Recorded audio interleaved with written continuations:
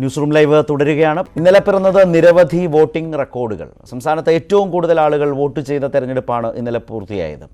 2.03 കോടി ആളുകളാണ് ഇന്നലെ വോട്ട് രേഖപ്പെടുത്തിയതെന്ന് ഏറ്റവും പുതിയ കണക്കുകൾ വ്യക്തമാക്കുന്നു. കഴിഞ്ഞ നിയമസഭാ തെരഞ്ഞെടുപ്പിൽ 2.01 കോടി ആളുകൾ വോട്ട് ചെയ്തതായിരുന്നു ഇതുവരെയുള്ള റെക്കോർഡ്. വോട്ടിംഗ് ശതമാനത്തിലും 2016 നിയമസഭാ തെരഞ്ഞെടുപ്പിനെയും 2014 ലോക്സഭാ തെരഞ്ഞെടുപ്പിനെയും മറികടന്നു. 77.68% സംസ്ഥാനതല പോളിംഗ്.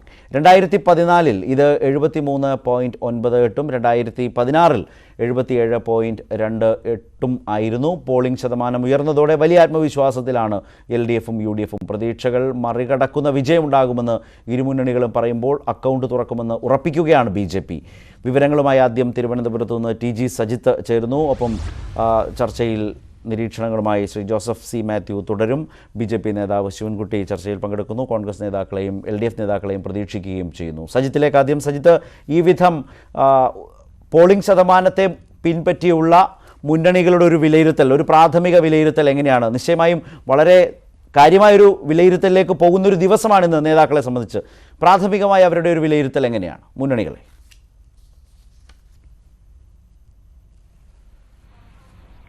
മുന്നണികൾക്ക് പോളിംഗ് ശതമാനത്തിലുണ്ടായ വർധനവിൽ തികച്ചും അപ്രതീക്ഷിതമായ തരത്തിലൊരു വർധനവുണ്ടായി എന്ന കാര്യം വസ്തുതയാണ്. കാരണം ഇത്തവണ കനത്ത രാഷ്ട്രീയ പോരാട്ടമായിരുന്നു. പോളിംഗ് ശതമാനത്തിൽ വർധനവുണ്ടാകുമെന്ന വിലയിരുത്തലുണ്ടായിരുന്നു. പക്ഷേ ഇത്ര കണ്ട് സംസ്ഥാനത്ത് ഒരു വർധനവുണ്ടാകുമെന്ന് പ്രതീക്ഷിച്ചിരുന്നില്ല. പ്രത്യേകിച്ചും സംസ്ഥാനത്തെ ചില പ്രധാനപ്പെട്ട മണ്ഡലങ്ങളിൽ വലിയ രീതിയിലുള്ള വർധനവ്, വളരെ നമുക്ക് എടുത്തു പറയാൻ കഴിയുന്ന രീതിയിലുള്ള വർധനവുണ്ടായിട്ടുണ്ട്.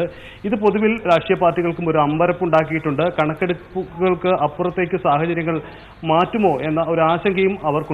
ഒരു കാര്യം വ്യക്തമാണ്, പരമ്പരാഗതമായ കണക്കെടുപ്പ് രീതികളൊന്നും ഇത്തവണ അത്ര കണ്ട് സാധ്യമായേക്കില്ല. കാരണം ആ തരത്തിലുള്ള ഒരു പോളിംഗ് ശൈലിയാണ് സംസ്ഥാനത്ത് പൊതുവിൽ രൂപപ്പെട്ടു വന്നത്.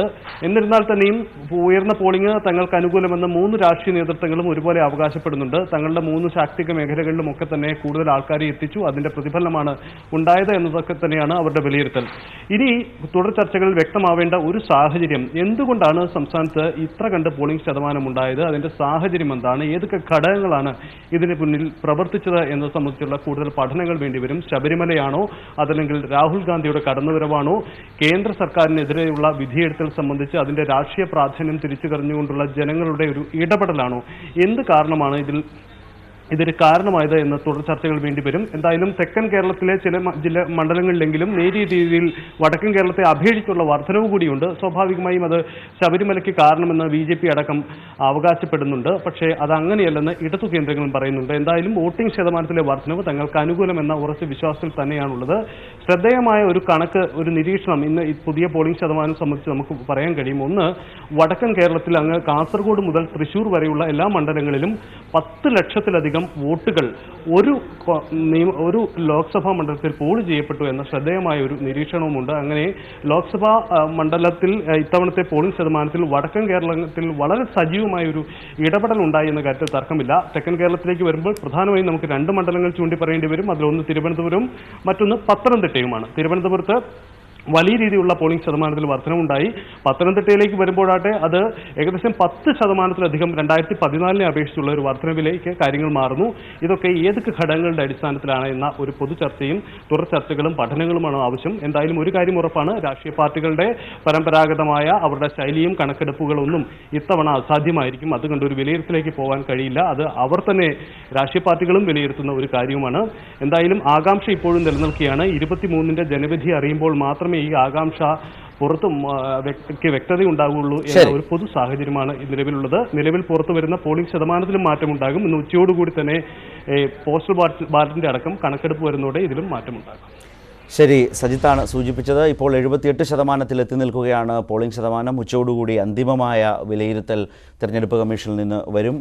അത് എത്രമാത്രം എന്നതാണ് ഏവരും ഉറ്റുനോക്കുന്നത്. നേരത്തെ സൂചിപ്പിച്ചതുപോലെ അതിഥികളിലേക്ക് പോകുമ്പോൾ ശ്രീ ശിവൻകുട്ടി, BJPയെ സംബന്ധിച്ച് ഇപ്പോൾ തിരുവനന്തപുരത്തും ആറ്റിങ്ങലും പത്തനംതിട്ടയിലും കഴിഞ്ഞ തവണ 74% പോളിംഗ് 2014 മോദി തരംഗത്തിൽ BJPക്ക് വലിയ വിജയം നേടിയപ്പോഴും ഈ 3 ലോക്സഭാ മണ്ഡലങ്ങളിൽ 74% പൊതുവിലുണ്ടായിട്ടും അത് 70 ക്രോസ് ചെയ്തിരുന്നില്ല. 70-ൽ താഴെയായിരുന്നു. ഏതാണ്ട് 68%, 66%, അതുപോലെ 68% എന്ന നിലയിലൊക്കെ ആയിരുന്നു.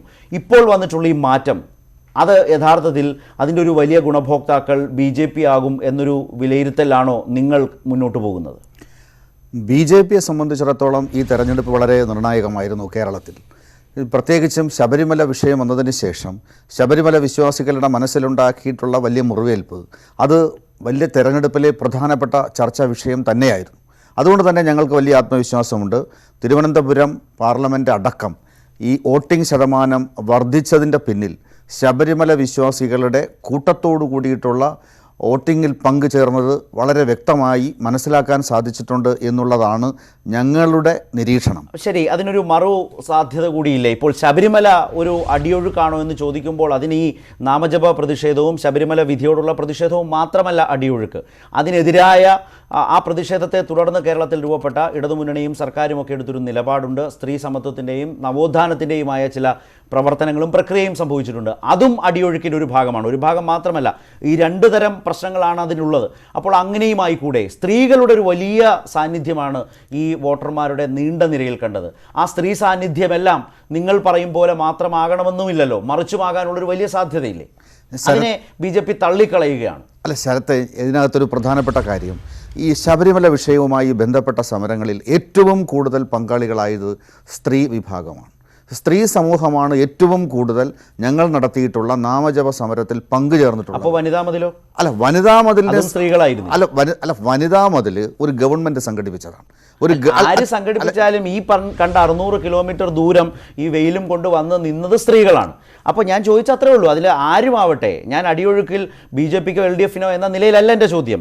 അപ്പോൾ സ്ത്രീകളുടെ മനോഭാവവും സ്ത്രീകളുടെ സമീപനവും എന്നത് ഏകപക്ഷീയമാവാനിടയില്ല. BJP കരുതുന്ന വിലയിരുത്തൽ അങ്ങനെയാണെങ്കിൽ അത്ര ശരിയാവാനും തരമില്ല. ഞാൻ അത്രേ പറഞ്ഞുള്ളൂ. അല്ല, ഞങ്ങളുടെ ഒരു നിരീക്ഷണമാണ് ഞങ്ങൾ അഭിപ്രായപ്പെടുന്നത്. ഇപ്പോൾ സ്വാഭാവികമായിട്ടും വനിതാ മതിലിൽ പങ്കെടുത്തിട്ടുള്ളത് ഒരു വലിയ സ്ത്രീ സമൂഹമുണ്ട്, അതൊന്നും ഞങ്ങൾ തള്ളിക്കളയുന്നില്ല. പക്ഷെ പൊതുവേ ഞങ്ങളുടെ വിലയിരുത്തലിൽ ഞങ്ങൾക്കൊരു ആത്മവിശ്വാസം പോളിംഗ് സ്റ്റേഷനിൽ കാണാൻ സാധിച്ചിട്ടുള്ളത്, എല്ലാ പോളിംഗ് സ്റ്റേഷനിലും പ്രത്യേകിച്ചും നഗരങ്ങളിലെ പോളിംഗ് സ്റ്റേഷനിൽ ഞങ്ങൾക്ക് കാണാൻ സാധിച്ചിട്ടുള്ളത് രാവിലെ മുതൽ തന്നെ സ്ത്രീകളുടെ കൂട്ടമുണ്ടായിരുന്നു. അത് ഞങ്ങളുടെ ഒരു ആത്മവിശ്വാസം, ഞങ്ങളുടെ നിരീക്ഷണം അത് വളരെ വ്യക്തമായിട്ട് ഞങ്ങൾക്ക് മനസ്സിലാകുന്നത് ഞങ്ങൾക്ക് അനുകൂലമായ ഒരു പോളിംഗ് ആണെന്ന് തന്നെയാണ് ഞങ്ങളുടെ വിശ്വാസം. ജോസഫ് സി മാത്യു, താങ്കൾ കഴിഞ്ഞ കുറേ നേരമായി ചർച്ചയിൽ താങ്കളുടേതായ നിരീക്ഷണങ്ങൾ വ്യക്തമായി അവതരിപ്പിച്ചുകൊണ്ടിരിക്കുന്നതുകൊണ്ട് തന്നെ തുടർച്ച കൂടി ആയതുകൊണ്ട് അതുകൂടി കരുതി തന്നെ ചോദ്യം ഏതായാലും ആ നിലയിൽ ജോസഫിന് മുന്നോട്ട് പോകാം.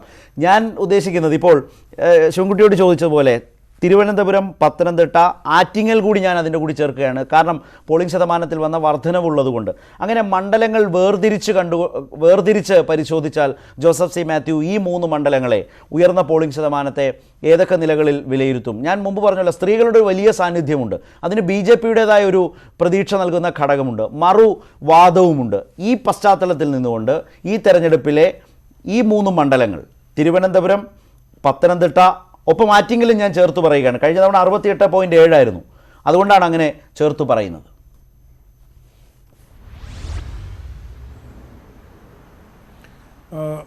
ശരത്ത്, ഇതിൽ നമ്മൾ കേരളത്തിൽ നോക്കിക്കഴിഞ്ഞാൽ വോട്ട് ചെയ്യാൻ സാധ്യമായ ഏതാണ്ട് എല്ലാ പേരും വോട്ട് ചെയ്തു എന്നാണ് ഞാൻ കരുതുന്നത്. നമ്മൾ ഈ മണ്ഡലങ്ങൾ പറയുമ്പോൾ നമ്മുടെ മലബാർ പ്രദേശത്തെ മണ്ഡലങ്ങൾ, ഇപ്പം കാസർഗോഡ്, കണ്ണൂർ, വടകര, ആ പ്രദേശത്തെയൊക്കെ പോളിംഗ് ശതമാനം ഇതിലും വളരെയധികമായിരുന്നു എന്നുള്ളത് നമ്മൾ മനസ്സിൽ വെക്കണം. രണ്ട്, ഈ പ്രദേശത്ത് ഇപ്പം പത്തനംതിട്ടയൊക്കെ പറഞ്ഞാൽ ഒരുപാട് പ്രവാസികളുള്ള സ്ഥലമാണ്. ഇപ്പം മരണപ്പെട്ടവരും ആയവരും ഒക്കെ ഒഴിച്ചു നിർത്തിക്കഴിഞ്ഞാൽ ഒരുപക്ഷെ ഈ വോട്ടിംഗ് ശതമാനം 95% മുകളിലായിരിക്കാം. അതുകൊണ്ട് സാധ്യമായ എല്ലാ പേരും വോട്ട് ചെയ്തു. അതുപോലെ രാഷ്ട്രീയമായി പോളറൈസ് ചെയ്യപ്പെട്ട ഒരു തെരഞ്ഞെടുപ്പായിരുന്നു എന്നുള്ളതാണ് അതിൻ്റെ കാരണമായി ഞാൻ കാണുന്നത്. പക്ഷേ തിരുവനന്തപുരത്തെ നമ്മളിപ്പം പരിശോധിച്ചാൽ, ഞാൻ നേരത്തെ പറഞ്ഞ പോലെ അങ്ങനെ പറയുമ്പോഴും ഓരോ പ്രദേശത്തിൻ്റെ പ്രത്യേകതകൾ വെച്ച് അനലൈസ് ചെയ്താൽ മാത്രമേ നമുക്ക് എന്തെങ്കിലും ഒരു കൺക്ലൂഷനിൽ എത്താൻ കഴിയുള്ളൂ. അല്ലെങ്കിൽ രാഷ്ട്രീയ കേരളത്തിൻ്റെ വിധി എന്ത് എന്ന് മാത്രമാണ് ഇതിൻ്റെ ഒരു ചോദ്യം.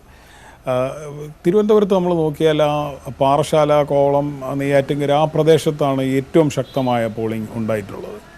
അതുകൊണ്ട് തന്നെ അത് BJPക്ക് ഗുണകരമാവില്ല എന്നാണ് ഞാൻ കരുതുന്നത് തിരുവനന്തപുരം മണ്ഡലത്തെക്കുറിച്ച്. അതുപോലെ പത്തനംതിട്ടയാണെങ്കിൽ അങ്ങനെ നമുക്ക് പറയാൻ കഴിയില്ല. എല്ലാ പ്രദേശത്തും പോളിംഗ് ഉയർന്നു എന്നാണ് ഞാൻ മനസ്സിലാക്കുന്നത്. അങ്ങനെ പ്രദേശം തിരിച്ചൊരു കാര്യം ഞാൻ മനസ്സിലാക്കിയിട്ടില്ല. പക്ഷേ ഞാൻ പത്തനംതിട്ടയാണുള്ളത്. ആറന്മുള പ്രദേശത്തൊക്കെ നല്ല പോളിംഗ് നടന്നിട്ടുണ്ട്. ഏതാണ്ട് എല്ലാവരും വോട്ട് ചെയ്തു എന്നാണ് ഞാൻ വിചാരിക്കുന്നത്. അവിടെ ഞാൻ ഈ ഹിന്ദു വോട്ടർമാരാണോ സ്ത്രീകളാണോ എന്നുള്ള രീതിയിൽ കാറ്റഗറൈസ് ചെയ്യുന്നതിൽ ഒരു അർത്ഥമില്ല എന്ന് വിചാരിക്കുന്ന ആളാണ് ഞാൻ. ഇപ്പോൾ BJP-യുടെ കണക്ക് എന്ന് പറയുന്നത് പത്തനംതിട്ട 62% ഹിന്ദു വോട്ടർമാരുണ്ട്. അതിൽ 60% പിടിച്ചാൽ മതി വിജയിക്കാൻ എന്നുള്ള രീതിയിൽ വളരെ ടാർഗറ്റഡായിട്ട് വളരെ വർഗീയമായ ഒരു പ്രചരണമാണ് അവർ കാഴ്ചവെച്ചത്. നേരത്തെ ഞാൻ ചൂണ്ടിക്കാണിച്ച പോലെ ശ്രീ അമിത്ഷാ വന്നപ്പോൾ തന്നെ ഇത് ശബരിമല വിഷയത്തിൻ്റെ ഒരു സ്ഥാനാർത്ഥി എന്നുള്ള രീതിയിലാണ് അവതരിപ്പിക്കുന്നത്. അപ്പോൾ അങ്ങനെയുള്ള ഒരു സാഹചര്യത്തിൽ അത് അങ്ങനെയല്ല ഇത് എന്ന് തെളിയിക്കേണ്ട ബാധ്യത എൻ്റെ വിചാരം ഈ മണ്ഡലത്തിലെ ഹിന്ദു വോട്ടർമാർ തന്നെ ഏറ്റെടുത്ത് കഴിഞ്ഞിട്ടുണ്ട് എന്നാണ് ഞാൻ വിചാരിക്കുന്നത്. അല്ലാതെ ഒരു കൺസോൾട്ടേഷൻ കൊണ്ടൊന്നും അതിനെ മറികടക്കും എന്ന് ഞാൻ വിചാരിക്കുന്നില്ല. അങ്ങനെ ഉണ്ടായെന്ന് ഞാൻ വിചാരിക്കുന്നില്ല. എല്ലാ ഭാഗത്തും എല്ലാവരും വോട്ട് ചെയ്തെടുത്ത് നമ്മൾ ഒരു ഭാഗത്ത് മാത്രം കൺസോൾട്ടേഷൻ എന്നൊക്കെ അതിനെ വിലയിരുത്തി വ്യാഖ്യാനിക്കുന്നത് വെറുതെ സെൽഫ് ജസ്റ്റിഫിക്കേഷന് വേണ്ടി എന്ന് മാത്രമേ ഉള്ളൂ. അപ്പോൾ ഈ വിഷയത്തിൽ ഹിന്ദു വോട്ടർമാരുടെ ഭാഗത്ത് നിന്ന് തന്നെ ശക്തമായ പ്രതികരണം ഉണ്ടാകുമെന്നും അവരുടെ മതേതരത്വ സ്വഭാവം ഈ മണ്ഡലത്തിൻ്റെ തെളിയിക്കും എന്നുമാണ് ഞാൻ പ്രതീക്ഷിക്കുന്നത്. അതുകൊണ്ട് നമ്മൾ ഈ പറയുന്നത് പോലെ പോളറൈസ് ചെയ്യാൻ ഒരു ശ്രമം നടന്നു എന്നുള്ളത് ശരിയാണ്. ആ രീതിയിൽ പോളറൈസ്ഡ് ആയി എന്ന് ഞാൻ കരുതുന്നില്ല. പിന്നെ നേരത്തെ അദ്ദേഹം പറഞ്ഞ ഒരു കാര്യത്തോടു കൂടി പ്രതികരിക്കണമെന്ന് എനിക്കുണ്ട്. ഈ സ്ത്രീ വിഷയങ്ങളിൽ ഇപ്പോൾ ഇത് അത് കഴിഞ്ഞുള്ള ആദ്യത്തെ ഒരു തെരഞ്ഞെടുപ്പായതുകൊണ്ട് ഒരു വൈകാരിക വിഷയം എന്നുള്ള രീതിയിൽ കുറേ സ്ത്രീകൾ, പ്രത്യേകിച്ച് സ്ത്രീകൾ ഉൾപ്പെടെ കുറെ മനുഷ്യർ അതിന് അനുകൂലമായി നിൽക്കും എന്ന് തന്നെയാണ് ഞാൻ കരുതുന്നത്. അല്ല ജോസഫ്, അങ്ങനെയാണെങ്കിൽ അത് ഇടതുപക്ഷത്തിന് ദോഷം ചെയ്യും. ഏക പ്രചരണ വിഷയം ശബരിമലയായിരുന്നു. ജോസഫ്, അങ്ങനെയാണെങ്കിൽ അത് ഇടതുപക്ഷത്തിന് മാത്രമല്ലല്ലോ, അത് കോൺഗ്രസിനോ ഇടതുപക്ഷത്തിനോ വോട്ടം ഞാൻ പറയുന്നത് അത് BJP-ക്ക് ഗുണകരമായി വരും എന്ന് തന്നെയാണ് ആ വോട്ടുകൾ എന്നാണ് ഞാൻ വിചാരിക്കുന്നത്. പക്ഷേ അതിൻ്റെ സംഖ്യ എന്തുമാത്രം എന്നുള്ളതിനെ കുറിച്ച് മാത്രമാണ് തർക്കമുള്ളത്. കുറേ ആൾക്കാർ തീർച്ചയായിട്ടും ആ പ്രചരണത്തിൽ വീഴുകയും അത് BJP-ക്ക് അനുകൂലമായി വോട്ട് ചെയ്യുകയും ചെയ്യും. അതുകൊണ്ടൊരു ചെറിയ നേരിയ പെർസെൻറ്റേജ് വർധന ഉണ്ടാകും എന്നാണ് ഞാൻ വിചാരിക്കുന്നത്. പക്ഷേ അത് പറയുമ്പോഴും ഞാൻ പറയുന്നത് അത് ഒരു തെരഞ്ഞെടുപ്പിലേക്ക് മാത്രം നിൽക്കുന്ന ഒരു വൈകാരിക വിഷയമാണ്. മനസ്സിലായി. അതിന് ഒരു ദേശീയ തെരഞ്ഞെടുപ്പിന് അതിൻ്റെതായ ഒരുപാട് തലങ്ങളുണ്ട്. പക്ഷെ നമ്മൾ ഈ പറഞ്ഞൊരു വിഷയത്തിന് അതിനൊരു ചെറിയ ചലനം ഉണ്ടാകുമെന്ന് ജോസഫ് സി മാത്യുവും സമ്മതിക്കുന്നുണ്ട്. അത് ചെറുത് മാത്രമാകുമോ, അതോ അതിൻ്റെ ഒരു വ്യാപ്തി എന്താണ് എന്ന് പ്രവചിക്കാനാവാത്തൊരു സാഹചര്യം നമ്മുടെ മുമ്പിലുണ്ടോ? ശബരിമലയുടെ കാര്യത്തിൽ ആ പ്രതിഷേധം വോട്ടായി മാറിയാൽ അതിൻ്റെ വ്യാപ്തി പ്രവചനാതീതമാണോ, അതോ വളരെ ചെറുതാണോ?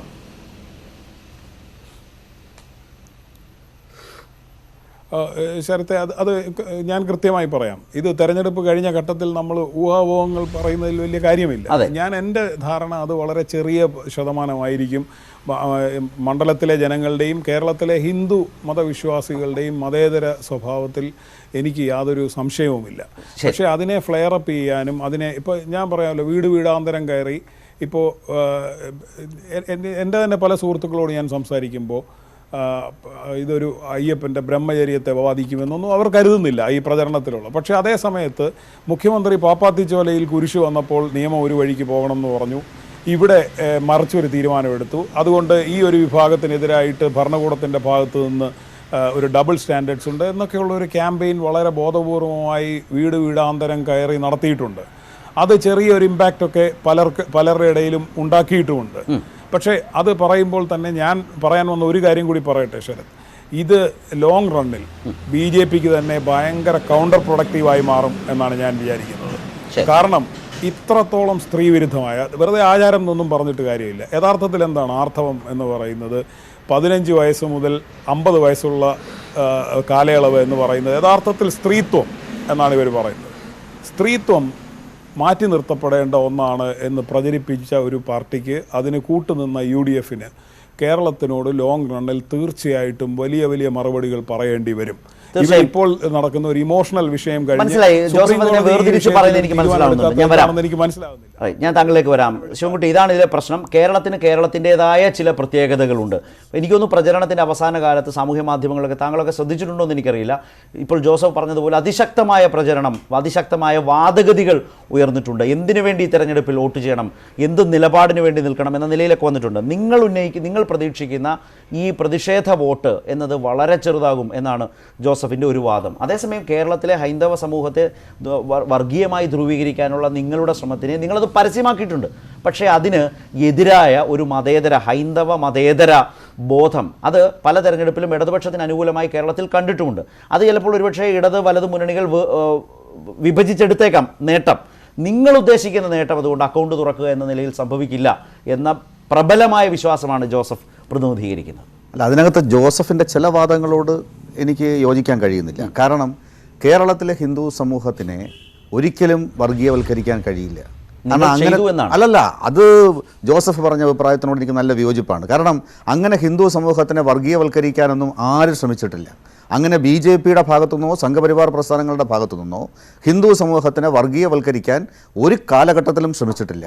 ഇവിടുത്തെ പ്രശ്നം അതല്ല ജോസഫ് ഇവിടെ ഒരു സർക്കാർ എടുത്ത ചില നിലപാടുകൾക്കെതിരായിട്ടുള്ള ജനകീയ മൂവ്മെൻ്റാണ്. ആ ജനകീയ മൂവ്മെൻറ്റിന് RSSും സംഘപരിവാർ പ്രസ്ഥാനങ്ങളും BJP നേതൃത്വം കൊടുത്തു, ആ ഹൈന്ദവ സംഘടനകളും നേതൃത്വം കൊടുത്തു. അതിനെ വർഗീയവൽക്കരിക്കാൻ ശ്രമിക്കുന്നത് ശരിയായ അഭിപ്രായമല്ല എന്നാണ് എനിക്ക് എൻ്റെ അഭിപ്രായമായി പറയാനുള്ളത്. പ്രധാനമന്ത്രിയും അമിത്ഷായും ഒക്കെ എടുത്ത ഒരൊറ്റ നിലപാട് പോരെ, ഈശ്വരൻ്റെ പേര് പറഞ്ഞാൽ അയ്യൻ്റെ പേര് പറഞ്ഞാൽ കേസെടുക്കുന്ന നാടാണ് കേരളം എന്ന് പറഞ്ഞാൽ അതിൽ പരം ഒരു ഹൈന്ദവ വർഗീയ ധ്രുവീകരണത്തിന് ഇതിനപ്പുറം ഒരു പരാമർശമല്ലോ. അല്ല ശരത്തെ, അതിനകത്തൊരു പ്രധാന കാര്യം, അതൊരു പ്രചരണ വിഷയമായി കേരളത്തിലെ ഡീറ്റെയിൽസിലേക്കല്ല ഞാൻ പോകുന്നത്. അല്ല ശരത്തെ, അതിനകത്ത് ഒരു ചെറിയ കാര്യം കൂടെ പറഞ്ഞോട്ടെ. കേരളത്തിലെ ഹിന്ദു സമൂഹത്തിന് അത് പ്രത്യേകിച്ചും മതേതരത്വ സ്വഭാവം ഉൾക്കൊണ്ടുകൊണ്ട് തന്നെയാണ് കേരളത്തിലെ ഹൈന്ദവ വിഭാഗം മുന്നോട്ട് പോകുന്നത്. അതുകൊണ്ട് ഹൈന്ദവ വിഭാഗത്തിനെ വർഗീയവൽക്കരിക്കാൻ ഇവിടുത്തെ വിഷയം അതല്ല. ഞങ്ങളിപ്പോഴും വളരെ വ്യക്തമായി പറയുന്നു, ഞങ്ങളെ സംബന്ധിച്ചിടത്തോളം ശബരിമല സുപ്രധാനപ്പെട്ട വിഷയമാണ്. അത് ഈ വിഷയം വരുന്നതിന് മുമ്പ് തന്നെ ശബരിമല ഞങ്ങൾക്ക് സുപ്രധാന വിഷയമാണ്.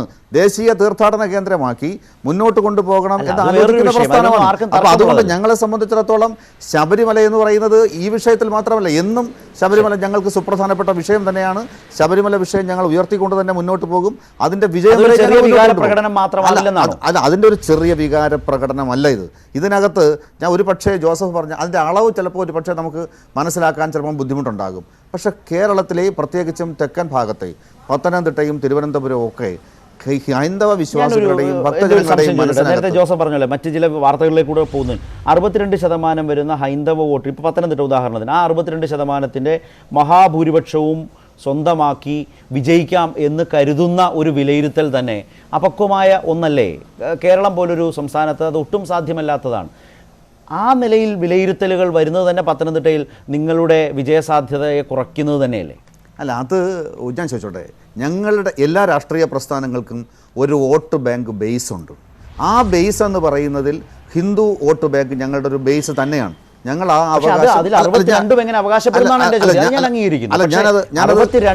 അവകാശപ്പെട്ട് വാങ്ങിച്ചെടുത്ത് ജയിക്കാമെന്ന് കരുതുന്നത് എത്രമാത്രം ഉചിതമാണ്, ശരിയായ ഒരു വാദമാണ്. അല്ല ശരത്തെ, ഞാൻ ജോസഫിൻ്റെ ഒരു മറുപടിയും കൂടെ അതിനകത്തുണ്ട്. ജോസഫ് ശരത്തെ, അതിനകത്ത് ഞങ്ങളുടെ ഹിന്ദു വോട്ട് ബാങ്ക് ഞങ്ങളുടെ ബേസാണ്. ഞങ്ങൾ ജനങ്ങളോട് പരസ്യമായി പറഞ്ഞിട്ടാണ് ഞങ്ങൾ അത്തരത്തിലുള്ള പ്രചരണങ്ങളുമായി മുന്നോട്ട് പോകുന്നത്. അല്ല, അത് പ്രകടവുമാണ്. ഇപ്പം ഞാൻ നോക്കി, കഴിഞ്ഞ ദിവസം തെരഞ്ഞെടുപ്പിന് തൊട്ട് മുമ്പ് നിങ്ങൾ 20 സ്ഥാനാർത്ഥികളുടെയും ചിത്രം വെച്ച് പരസ്യം നൽകിയല്ലോ പത്രങ്ങളിൽ. ഈ രാജ്യം ഭരിക്കുന്ന പാർട്ടിക്ക് കേരളത്തിൽ ആ പറഞ്ഞ സാമുദായിക മതപരമായ പരിഗണനകൾ പൂർണ്ണമായി പാലിക്കാൻ കഴിഞ്ഞിട്ടില്ല. ഒരു മുസ്ലിം പോലും നിങ്ങളുടെ കാൻഡിഡേറ്റ് ലിസ്റ്റിലില്ല. അപ്പോൾ എന്ത് തരം ബഹുസ്വരതയാണ് നിങ്ങൾ പങ്കുവെക്കുന്നത്? നിങ്ങൾ ശരിയാണ്, നിങ്ങളുടെ വോട്ട് ബാങ്കിന് വേണ്ടി തന്നെയാണ് അതൊക്കെ ചെയ്യുന്നത്. പക്ഷേ എന്നാൽ പോലും ജയിക്കാനാകുമോ എന്നാണ് എൻ്റെ ചോദ്യം. അല്ല, അതുകൊണ്ട് തന്നെയാണ് ഞങ്ങൾ ആത്മവിശ്വാസം പ്രകടിപ്പിക്കുന്നത്. ഞങ്ങളെ സംബന്ധിച്ചിടത്തോളം ഹൈന്ദവ വിശ്വാസം ഞങ്ങളുടെ വോട്ട് ബാങ്കിൻ്റെ ബേസ് ഞാൻ പറഞ്ഞു എന്നുള്ളതേ ഉള്ളൂ. അതേസമയം കേരളത്തിൽ 3 പ്രധാനപ്പെട്ട ആ ബേസിൽ അവിടെ ഇടതുമുന്നണി ഇല്ലേ? അതിനേക്കാൾ ഉപരി അവിടെ UDF ഇല്ലേ? ഈ ഹിന്ദു വോട്ട് ബേസിൽ നിങ്ങൾ നിങ്ങൾ ആശ്രയിക്കുന്ന 62% വരുന്ന ഹിന്ദു വോട്ട് ബേസിൽ അവിടെ UDF ഇല്ലേ? അവിടെ ഇടതുമുന്നണിയില്ലേ? പിന്നെ നിങ്ങൾക്ക് എങ്ങനെയാണ് അതിലൊരു ഏതാണ്ട് ഒരു 90% നേടി വിജയിക്കാനാവുക? അല്ല, അത് കേരളത്തെ സംബന്ധിച്ചിടത്തോളം ഇപ്പോൾ അസാധ്യമാണ്. ഈ പറയുന്നത് പോലെ UDFും LDFും ഒക്കെ തന്നെ ഹൈന്ദവ വോട്ട് ബാങ്കുകളിലുണ്ട്. അതുകൊണ്ട് ഞങ്ങൾ അതൊന്നും തള്ളിക്കളയുന്നില്ല. പക്ഷെ ഒരു ബഹുഭൂരിപക്ഷം ഹൈന്ദവ വിഭാഗവും ഞങ്ങൾക്ക് വോട്ട് ചെയ്യുവാനാണ് സാധ്യത കൂടുതൽ. മറ്റൊന്നുള്ളത്, ക്രൈസ്തവ വിഭാഗവും മുസ്ലിം വിഭാഗവും ഞങ്ങളെ സംബന്ധിച്ചിടത്തോളം ഞങ്ങളുടെ ഭാവാത്മക മതേതരത്വത്തിൻ്റെ ഭാഗം തന്നെയാണ്. അതുകൊണ്ട് കേരളത്തിലെ 3 പ്രധാനപ്പെട്ട ക്രൈസ്തവ സ്ഥാനാർത്ഥികൾ, അൽഫോൺസ കണ്ണന്താനം എറണാകുളത്ത് മത്സരിച്ചു, PC തോമസ് കോട്ടയത്ത് മത്സരിച്ചു, നമ്മുടെ സാബു വർഗീസ് കൊല്ലത്ത് മത്സരിച്ചു. എവിടെ നിങ്ങളുടെ പട്ടികയിൽ ഒരു മുസ്ലിം സ്ഥാനാർത്ഥി, ഒരു മുസ്ലിം നാമധാരി? അല്ല, കേരളത്തിൽ പോലും നിങ്ങൾ അത്തരം ഒരു വിശാല കാഴ്ചപ്പാടിന് തയ്യാറല്ല എന്നുകൂടി ഈ തെരഞ്ഞെടുപ്പിൽ വിശാല കാഴ്ചപ്പാട് വളരെ വ്യക്തതയോടുകൂടി തന്നെ ഞങ്ങൾക്കുണ്ട്. ഭാവാത്മകമായ മതേതരത്വം ഉയർത്തിപ്പിടിച്ചുകൊണ്ട് ഭാവാത്മക മതേതരത്വത്തിൽ BJP മുസ്ലിം മുന്നോട്ട് ഇല്ലേ? പോകുന്നത്. ഇസ്ലാം ഇല്ലേ? അതിനകത്ത് മുസ്ലിം ഉണ്ട്. എവിടെ സ്ഥാനാർത്ഥി? അതിനകത്ത് ഞാൻ ചോദിച്ചോട്ടെ, ഈ എനിക്ക് തെരഞ്ഞെടുപ്പിൽ കേരളത്തിൽ മുസ്ലിം സ്ഥാനാർത്ഥി ഉണ്ടായില്ലെന്ന് മാത്രമേ ഉള്ളൂ. കേരളത്തിലെ മുസ്ലിം വിഭാഗം ഞങ്ങളോടൊപ്പം ഒരു വലിയ വിഭാഗം എന്ന് ഞാൻ പറയുന്നില്ല, അല്ല, ഒരു ചെറിയ വിഭാഗം ഞങ്ങളോടൊപ്പം BJP ഉണ്ട്. പൂർണ്ണമായും അത് കൈയൊഴിയുന്നു എന്നാണ് അതിനർത്ഥം. അല്ല, ഒരിക്കലും അത് കൈയൊഴിഞ്ഞുകൊണ്ട് കൈയൊഴിയില്ല. തന്നെ ഞാൻ നേരത്തെ പറഞ്ഞത്. ശിവൻകുട്ടി അറിയാതെ പോലും പറഞ്ഞു വെച്ചൊരു സെന്റൻസ് ഉണ്ട്, ഞങ്ങളുടെ വോട്ട് ബേസിനെ ഞങ്ങൾ ബോധ്യപ്പെടുത്തുന്നുണ്ടത്. മനസ്സിലായില്ലേ? ഒരു മുസ്ലിം സ്ഥാനാർത്ഥിയെ പോലും പേരിന് പോലും പങ്കുവെക്കാതെ ഞങ്ങളുടെ വോട്ട് ബേസിനെ ഞങ്ങൾ ബോധ്യപ്പെടുത്തുന്നു എന്ന നിലയിലാണ് നിങ്ങൾ ഈ തെരഞ്ഞെടുപ്പിനെ കണ്ടത്. അല്ല ശരത്തെ, അതാണ് ആ പറഞ്ഞ ഭാവാത്മക മതേതരത്വം. അല്ല ശരത്തെ, ഞങ്ങളെ സംബന്ധിച്ചിടത്തോളം ഞങ്ങൾ എല്ലാ മതങ്ങൾക്കും തുല്യ പ്രാധാന്യം നൽകുന്നവരാണ്. പ്രത്യേകിച്ചും ഹൈന്ദവ വിശ്വാസികളെ സംബന്ധിച്ചിടത്തോളം ഹിന്ദുത്വം എന്ന് പറയുന്നത് എല്ലാ മതങ്ങളെയും അങ്ങേയറ്റം ബഹുമാനിക്കുന്നതാണ്. അതുകൊണ്ട് തന്നെ ഇസ്ലാം മതത്തെയും ക്രിസ്തു മതത്തെയും ഞങ്ങൾ അങ്ങേയറ്റം ബഹുമാനിക്കുന്നു. അതിനകത്ത് രാജ്യത്ത് മുഴുവൻ BJPയുടെ നിരവധി മുസ്ലിം സ്ഥാനാർത്ഥികളുണ്ട്. കേരളത്തിന്റെ കാര്യത്തിൽ അത് ഉണ്ടാകണം, അക്കാര്യത്തിൽ ഞങ്ങൾക്ക് രണ്ടഭിപ്രായമില്ല. അല്ല, കേരളത്തിന്റെ ശ്രദ്ധിക്കാതെ പോയതല്ല. കേരളത്തിന്റെ കാര്യത്തിൽ ഞങ്ങൾക്ക് മുസ്ലിം സ്ഥാനാർത്ഥി ഉണ്ടാവണം, മുസ്ലിം നേതാക്കന്മാരുണ്ടാകണം, മുസ്ലിം വിഭാഗത്തിൽ ഞങ്ങൾക്ക് നല്ല സ്വാധീനം ഉണ്ടാകണം. അതിനു വേണ്ടിയിട്ടുള്ള അങ്ങേയറ്റ പരിശ്രമം ഞങ്ങളുടെ ഭാഗത്തുനിന്നുണ്ടാവും. ഇപ്പോൾ ക്രൈസ്തവത്തിന്റെ 3 പ്രധാനപ്പെട്ട വാർത്തകൾ ഞങ്ങൾക്ക് കേരളത്തിന്റെ ലിസ്റ്റിൽ ഉണ്ടായിട്ടുണ്ട്. വളരെ പ്രധാനപ്പെട്ടതാണ്. അതുകൊണ്ട് തന്നെ ഞങ്ങൾക്ക് വളരെയധികം സ്വാധീനം. ചില വാർത്തകളിലേക്ക് പോകുമ്പോൾ സാന്ദർഭികമായി ഉയർന്നു വന്ന ഈ ഒരു ഉദാഹരണത്തിൽ ജോസഫ് എന്താണ് പറയുക? UP നിയമസഭയിൽ തെരഞ്ഞെടുപ്പിൽ BJPയുടെ സ്റ്റാൻഡ് കണ്ടതാണ്. വിധാനസഭയിൽ ഒരു മുസ്ലിം പോലും ഇല്ലാത്ത വിധം ഒരു നിലപാട്. ഞാൻ തെരഞ്ഞെടുപ്പ് കാലത്തെ 20 സ്ഥാനാർത്ഥികളുടെ മുഖവും പേരും ആലോചിച്ചാലാണ് ഈ പറഞ്ഞൊരു പ്രശ്നം രൂപപ്പെട്ടു വരിക. തെരഞ്ഞെടുപ്പ് കാലത്ത് അത് ചർച്ചയായി വന്നില്ല, അല്ലെങ്കിൽ ആ നിലയിലാരും നേരിട്ടെടുത്ത് പറഞ്ഞതായി കണ്ടതുമില്ല. ജോസഫ്,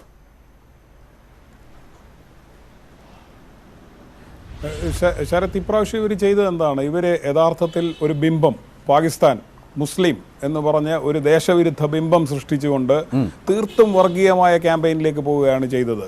നിങ്ങൾ മുസ്ലിം ലീഗിൻ്റെ കൊടി എന്ന് പറയുന്നത് പാകിസ്ഥാൻ കൊടിയുമായിട്ട് ഉപമിച്ചുകൊണ്ട് എത്ര പേരാണ് ഇവരുടെ സംസാരിച്ചത്? ഞാൻ ചോദിക്കുന്നത്, മുസ്ലിം ലീഗിനെ ഇത്രയധികം വെറുക്കുന്നു, കാര്യം എന്താ? ഇന്ത്യ വിഭജിക്കപ്പെട്ട കാലത്ത് മുസ്ലിം ലീഗിൻ്റെ പ്രാഗ് രൂപമായിട്ടുള്ള അന്നത്തെ മുസ്ലിം ലീഗ് എടുത്ത സമീപനം വെച്ചുകൊണ്ടാണ് ഇവർ പറഞ്ഞത്. ഇവർ PDPയുമായി സഖ്യം ഉണ്ടാക്കിയത് എന്നാണ്? ഈ നരേന്ദ്രമോദി സർക്കാരിൻ്റെ കാലത്താണ്. ഏത് PDP? കാശ്മീരിലെ PDP സെപ്പറേറ്റിസ്റ്റ് ഫോഴ്സസുമായിട്ടുള്ള ബന്ധത്തെക്കുറിച്ച് നമുക്കറിയാമല്ലോ. അന്ന് മുഫ്തി മുഹമ്മദ് സെയ്ദ് BJPയും കൂടെ ചേർന്നുള്ള സർക്കാർ രൂപീകരിക്കുന്ന സമയത്ത് മുഖ്യമന്ത്രിയായി സത്യപ്രതിജ്ഞ ചെയ്യുമ്പോൾ ആ വേദിയിൽ വെച്ച് പാകിസ്ഥാനോട് നന്ദി പറഞ്ഞതാണ് അവിടെ തെരഞ്ഞെടുപ്പ് സ്വതന്ത്രമായി നടത്താൻ അനുവദിച്ചതിന്. അപ്പോൾ അത്തരത്തിലുള്ള ശക്തികളുമായി ചേർന്നുകൊണ്ട് രാജ്യം ഭരിച്ച ഇന്നത്തെ നരേന്ദ്രമോദി സർക്കാർ, അമിത്ഷാ നേതൃത്വം നൽകുന്ന BJPയാണ് കേരളത്തിലെ മുസ്ലിം ലീഗിനെ കുറിച്ച് ഇന്ത്യ വിഭജിക്കുന്ന പാർട്ടി എന്ന് പറഞ്ഞുകൊണ്ട് പ്രചരണം ഇന്ത്യ മുഴുവൻ നടത്തിയത്. മുസ്ലിം ലീഗ് ഒരു വർഗീയ കക്ഷിയാണെന്നുള്ള കാര്യത്തിൽ എനിക്ക് സംശയമില്ല. ഇപ്പോൾ ശ്രീ ശിവൻകുട്ടി തന്നെ വ്യക്തമാക്കിയതുപോലെ ഒരു മതത്തിൽ അധിഷ്ഠിതമായിട്ടുള്ള BJP അവർ തന്നെ അങ്ങനെയാണ് പരിചയപ്പെടുത്തുന്നത്. തീർത്തും വർഗീയമായ പാർട്ടിയാണ്. അത് നടത്തിയ പ്രചരണം മുഴുവൻ വർഗീയമാണ്. അമിത്ഷാ ഇവിടെ പത്തനംതിട്ട വന്ന് പ്രസംഗിച്ചത് ശബരിമല വിഷയത്തിൻ്റെ സ്ഥാനാർത്ഥിയാണ് ശ്രീ K. സുരേന്ദ്രൻ എന്നാണ്. ഈ സുരേന്ദ്രനെയൊക്കെ എനിക്ക് വ്യക്തിപരമായി അറിയാവുന്നതാണ്. അദ്ദേഹം ഒന്നും അങ്ങനെ ഒരു വർഗീയവാദിയാണെന്ന് ഞാൻ വിചാരിക്കുന്നില്ല. പക്ഷേ അങ്ങനെ ഒരു മുഖം, ഒരു കറുത്ത ഷർട്ടും ഒരു കുറിയും ഒക്കെ അണിഞ്ഞുകൊണ്ട് അങ്ങനെ ഒരു മുഖം ഇവിടെ പ്രതിനിധാനം ചെയ്യാനാണ് ഏതാണ്ട് 40% തോളം ന്യൂനപക്ഷങ്ങളുള്ള ഒരു മണ്ഡലത്തിൽ പോലും അവിടെ ഭൂരിപക്ഷമായപ്പോൾ, ആ മണ്ഡലത്തിൽ ഒരു സമീപനം എടുക്കുക. അപ്പോൾ നിങ്ങൾ കേരളത്തിൽ മൊത്തം ഭൂരിപക്ഷമായാലുള്ള സമീപനം നിങ്ങളൊന്ന് ആലോചിച്ച് നോക്കൂ. അങ്ങനെ ഒരു മജോറിറ്റേറിയൻ സ്റ്റേറ്റിലേക്ക് ഇന്ത്യയെ കൊണ്ടുപോകാൻ ഇന്ന് തുടങ്ങിയതല്ല, കോൺസ്റ്റിറ്റ്യൂവന്റ് അസംബ്ലിയിൽ തുടങ്ങിയ ശ്രമമാണ്. ഇദ്ദേഹം പറയുന്ന പോലെയല്ല അവർ നേഷൻഹുഡ് ഡിഫൈൻഡ് എന്ന് പറയുന്ന ഗോൾവർക്കറുടെ പുസ്തകം മുതൽ തുടങ്ങിയ ഇവരുടെ തന്ത്രമാണിത്. ഒരു ചെറിയ മറുപടി ശ്രീ ശിവൻകുട്ടി താങ്കൾ ആവശ്യപ്പെട്ടതുകൊണ്ടാണ്. മാത്യു, ഞാൻ അതിനകത്ത് വ്യക്തമായി പറയാം, ഞങ്ങളൊരു മതത്തിൻ്റെ പാർട്ടിയല്ല. ഞാൻ വളരെ വ്യക്തമായി പറയുകയാണ്, ഞങ്ങൾ ഭാവാത്മക മതേതരത്വത്തിൽ വിശ്വസിച്ച് എല്ലാ മതങ്ങൾക്കും തുല്യ പ്രാധാന്യം നൽകിക്കൊണ്ട് മുമ്പോട്ട് പോകുന്ന പാർട്ടിയാണ്. അതുകൊണ്ട് ഞങ്ങളുടെ പാർട്ടിയെക്കുറിച്ച് വിശദീകരിക്കുമ്പോൾ താങ്കൾ ഞങ്ങളുടെ വിമർശകനാണെങ്കിൽ പോലും താങ്കൾ അത് പഠിക്കണം. ഞങ്ങളൊരു മതത്തിൻ്റെ പാർട്ടിയല്ല. മുഴുവൻ ഞങ്ങൾ ക്രിസ്തു മതത്തിനും ഇസ്ലാം മതത്തിനും ഹൈന്ദവ മതത്തിനും തുല്യ പ്രാധാന്യം നൽകിക്കൊണ്ട് മുന്നോട്ട് പോകുന്ന ഭാവാത്മക മതേതരത്വത്തിൽ വിശ്വസിച്ച് മുന്നോട്ട് പോകുന്ന പാർട്ടിയാണ്. പിന്നെ ജമ്മു കാശ്മീർ നമ്മുടെ രാജ്യത്ത് സ്വതന്ത്രമായ ഒരു തെരഞ്ഞെടുപ്പ് നടത്തി മുന്നോട്ട് കൊണ്ടുപോകുന്നതിന് നരേന്ദ്രമോദി സർക്കാരിൻ്റെ ഭാഗത്തു നിന്ന് ആവുന്നതെല്ലാം ചെയ്തിട്ടുണ്ട്. അത് ഫലിക്കാതെ വന്ന സമയത്ത് സെയ്ദ് മുഫ്തി മുഹമ്മദിൻ്റെ പാർട്ടിയോട് PDPയോട് ഞങ്ങളെടുത്ത നിലപാട് ഞങ്ങളുടെ ഭരണം വിട്ടാൽ പോലും ഇനി അവരുമായി ഒരു ബന്ധവുമില്ല എന്ന് പ്രഖ്യാപിച്ചുകൊണ്ട് മുന്നോട്ട് പോയ പാർട്ടിയാണ് ഞങ്ങൾ. അപ്പോൾ അതുകൊണ്ട് ഞങ്ങളെ സംബന്ധിച്ചിടത്തോളം ഒരു രാജ്യത്തിൻ്റെ ഭരണം സുഗമമായി കൊണ്ടുപോകാൻ, രാജ്യത്തെ എല്ലാ വിഭാഗം ജനങ്ങളുമായി സഹകരിച്ചു പോകാൻ ഞങ്ങൾ ആത്മാർത്ഥമായി പരിശ്രമിക്കും. ഏതായാലും ഈ രണ്ട് വാദങ്ങളും പ്രേക്ഷകർ വളരെ ദീർഘമായി ഈ സാഹചര്യം ശ്രീ രവിശങ്കറുമായിട്ട് ചേർന്നുകൊണ്ട് എന്താണ് ശരത് ഒരു സെക്കൻഡ്, അതിനാണോ അവിടെ ഒരു മധ്യസ്ഥനെ വെച്ചു? അതായത് കേന്ദ്ര സർക്കാർ അവിടെ ഒരു മധ്യസ്ഥനെ വെച്ചു ചർച്ചയ്ക്ക്, ഒരു IPS ഉദ്യോഗസ്ഥനെ. അതിനെ മറികടന്നുകൊണ്ട് ശ്രീ രവിശങ്കറുടെ നേതൃത്വത്തിൽ നോർവേയുടെ മുൻ പ്രധാനമന്ത്രിയെ കൊണ്ടുവന്ന് ചർച്ച നടത്തിയതാണ് ഇവർ. അതായത് വിദേശകാര്യം പോലെ സുപ്രധാനമായ ഒരു കാര്യത്തിൽ സന്യാസ സമൂഹത്തിന് കൈയൊഴിഞ്ഞ സർക്കാരാണിത്. സത്യത്തിൽ ഇതൊന്നും കേരളത്തിൽ ചർച്ച ചെയ്യപ്പെടാതെ പോയതിൽ എനിക്ക് വളരെ വിഷമമുണ്ട്. തീർച്ചയായും അത് സംഭവിച്ചിട്ടുണ്ട് കേരളത്തിൽ. വിഷയങ്ങളുടെ ഉള്ളിലേക്ക് എത്രമാത്രം ദീപാവലിക്ക് പൊട്ടിക്കാനാണോ ആണവായുധം എന്ന് പ്രധാനമന്ത്രി ചോദിക്കുന്നു. ഏതായാലും ജോസഫ്, ഞാൻ ഈ പറഞ്ഞതുപോലെ ഞാൻ പറഞ്ഞു വന്നത് ഇത് തന്നെയാണ്. നിങ്ങൾ രണ്ടുപേരും മുന്നോട്ട് വെച്ച വാദങ്ങൾ കേരളത്തിൻ്റെ മുമ്പിൽ നിൽക്കുകയാണ്. അതുകൊണ്ട് തന്നെ കാണുന്ന പ്രേക്ഷകർക്ക് അതിൻ്റേതായ ഉള്ളടക്കത്തെ അതിൻ്റേതായ അർത്ഥത്തിൽ തിരിച്ചറിയാവുന്ന തന്നെയാണ്. ശ്രീ ശിവൻകുട്ടി BJPയുടെ വാദമാണ് ഉന്നയിച്ചത്. കേരളത്തിൻ്റെതായ ഒരു പൊതു പശ്ചാത്തലത്തിൽ നിന്നുകൊണ്ട് എങ്ങനെയാണ് BJP എടുക്കുന്ന നിലപാടുകൾ വിമർശിക്കപ്പെടുന്നതെന്നാണ് ജോസഫ് C. മാത്യു വിശദീകരിച്ചതും. പോളിംഗ് ശതമാനം കൂടിയതിനെക്കുറിച്ച് പ്രതികരിക്കാതെ മുഖ്യമന്ത്രി പിണറായി വിജയൻ പ്രതികരണം ആരാഞ്ഞ മാധ്യമപ്രവർത്തകരോട് മാറി നിൽക്കങ്ങോട്ടെന്ന് ക്ഷോഭിച്ചുകൊണ്ട് മുഖ്യമന്ത്രി പോവുകയായിരുന്നു. കൊച്ചിയിൽ ഗസ്റ്റ് ഹൗസിൽ വെച്ചായിരുന്നു മുഖ്യമന്ത്രിയുടെ ഈ സമീപനം.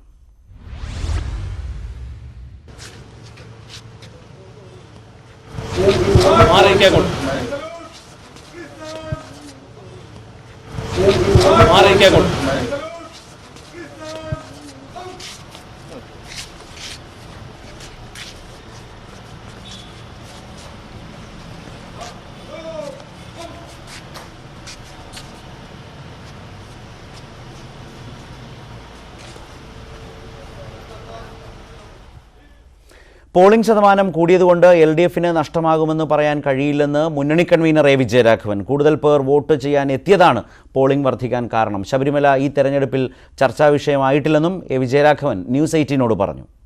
ജനങ്ങൾ കൂടുതൽ പോളിംഗ് ബൂത്തിൽ എത്തി എന്നുള്ളതുകൊണ്ട് ഏതെങ്കിലും ഒരു പ്രത്യേക വിഭാഗത്തിന് നഷ്ടമുണ്ടാകുമെന്നൊന്നും നമുക്ക് പറയാൻ കഴിയില്ല. ശബരിമല ഈ തെരഞ്ഞെടുപ്പിൽ ഒരു വിഷയമേ ആയിരുന്നില്ല എന്ന് നമുക്ക് ഈ തെരഞ്ഞെടുപ്പ് കഴിയുമ്പോൾ ബോധ്യപ്പെടും. വിഷയമാക്കാൻ ശ്രമിച്ചവരുണ്ട്, അത് വേറെ കാര്യം.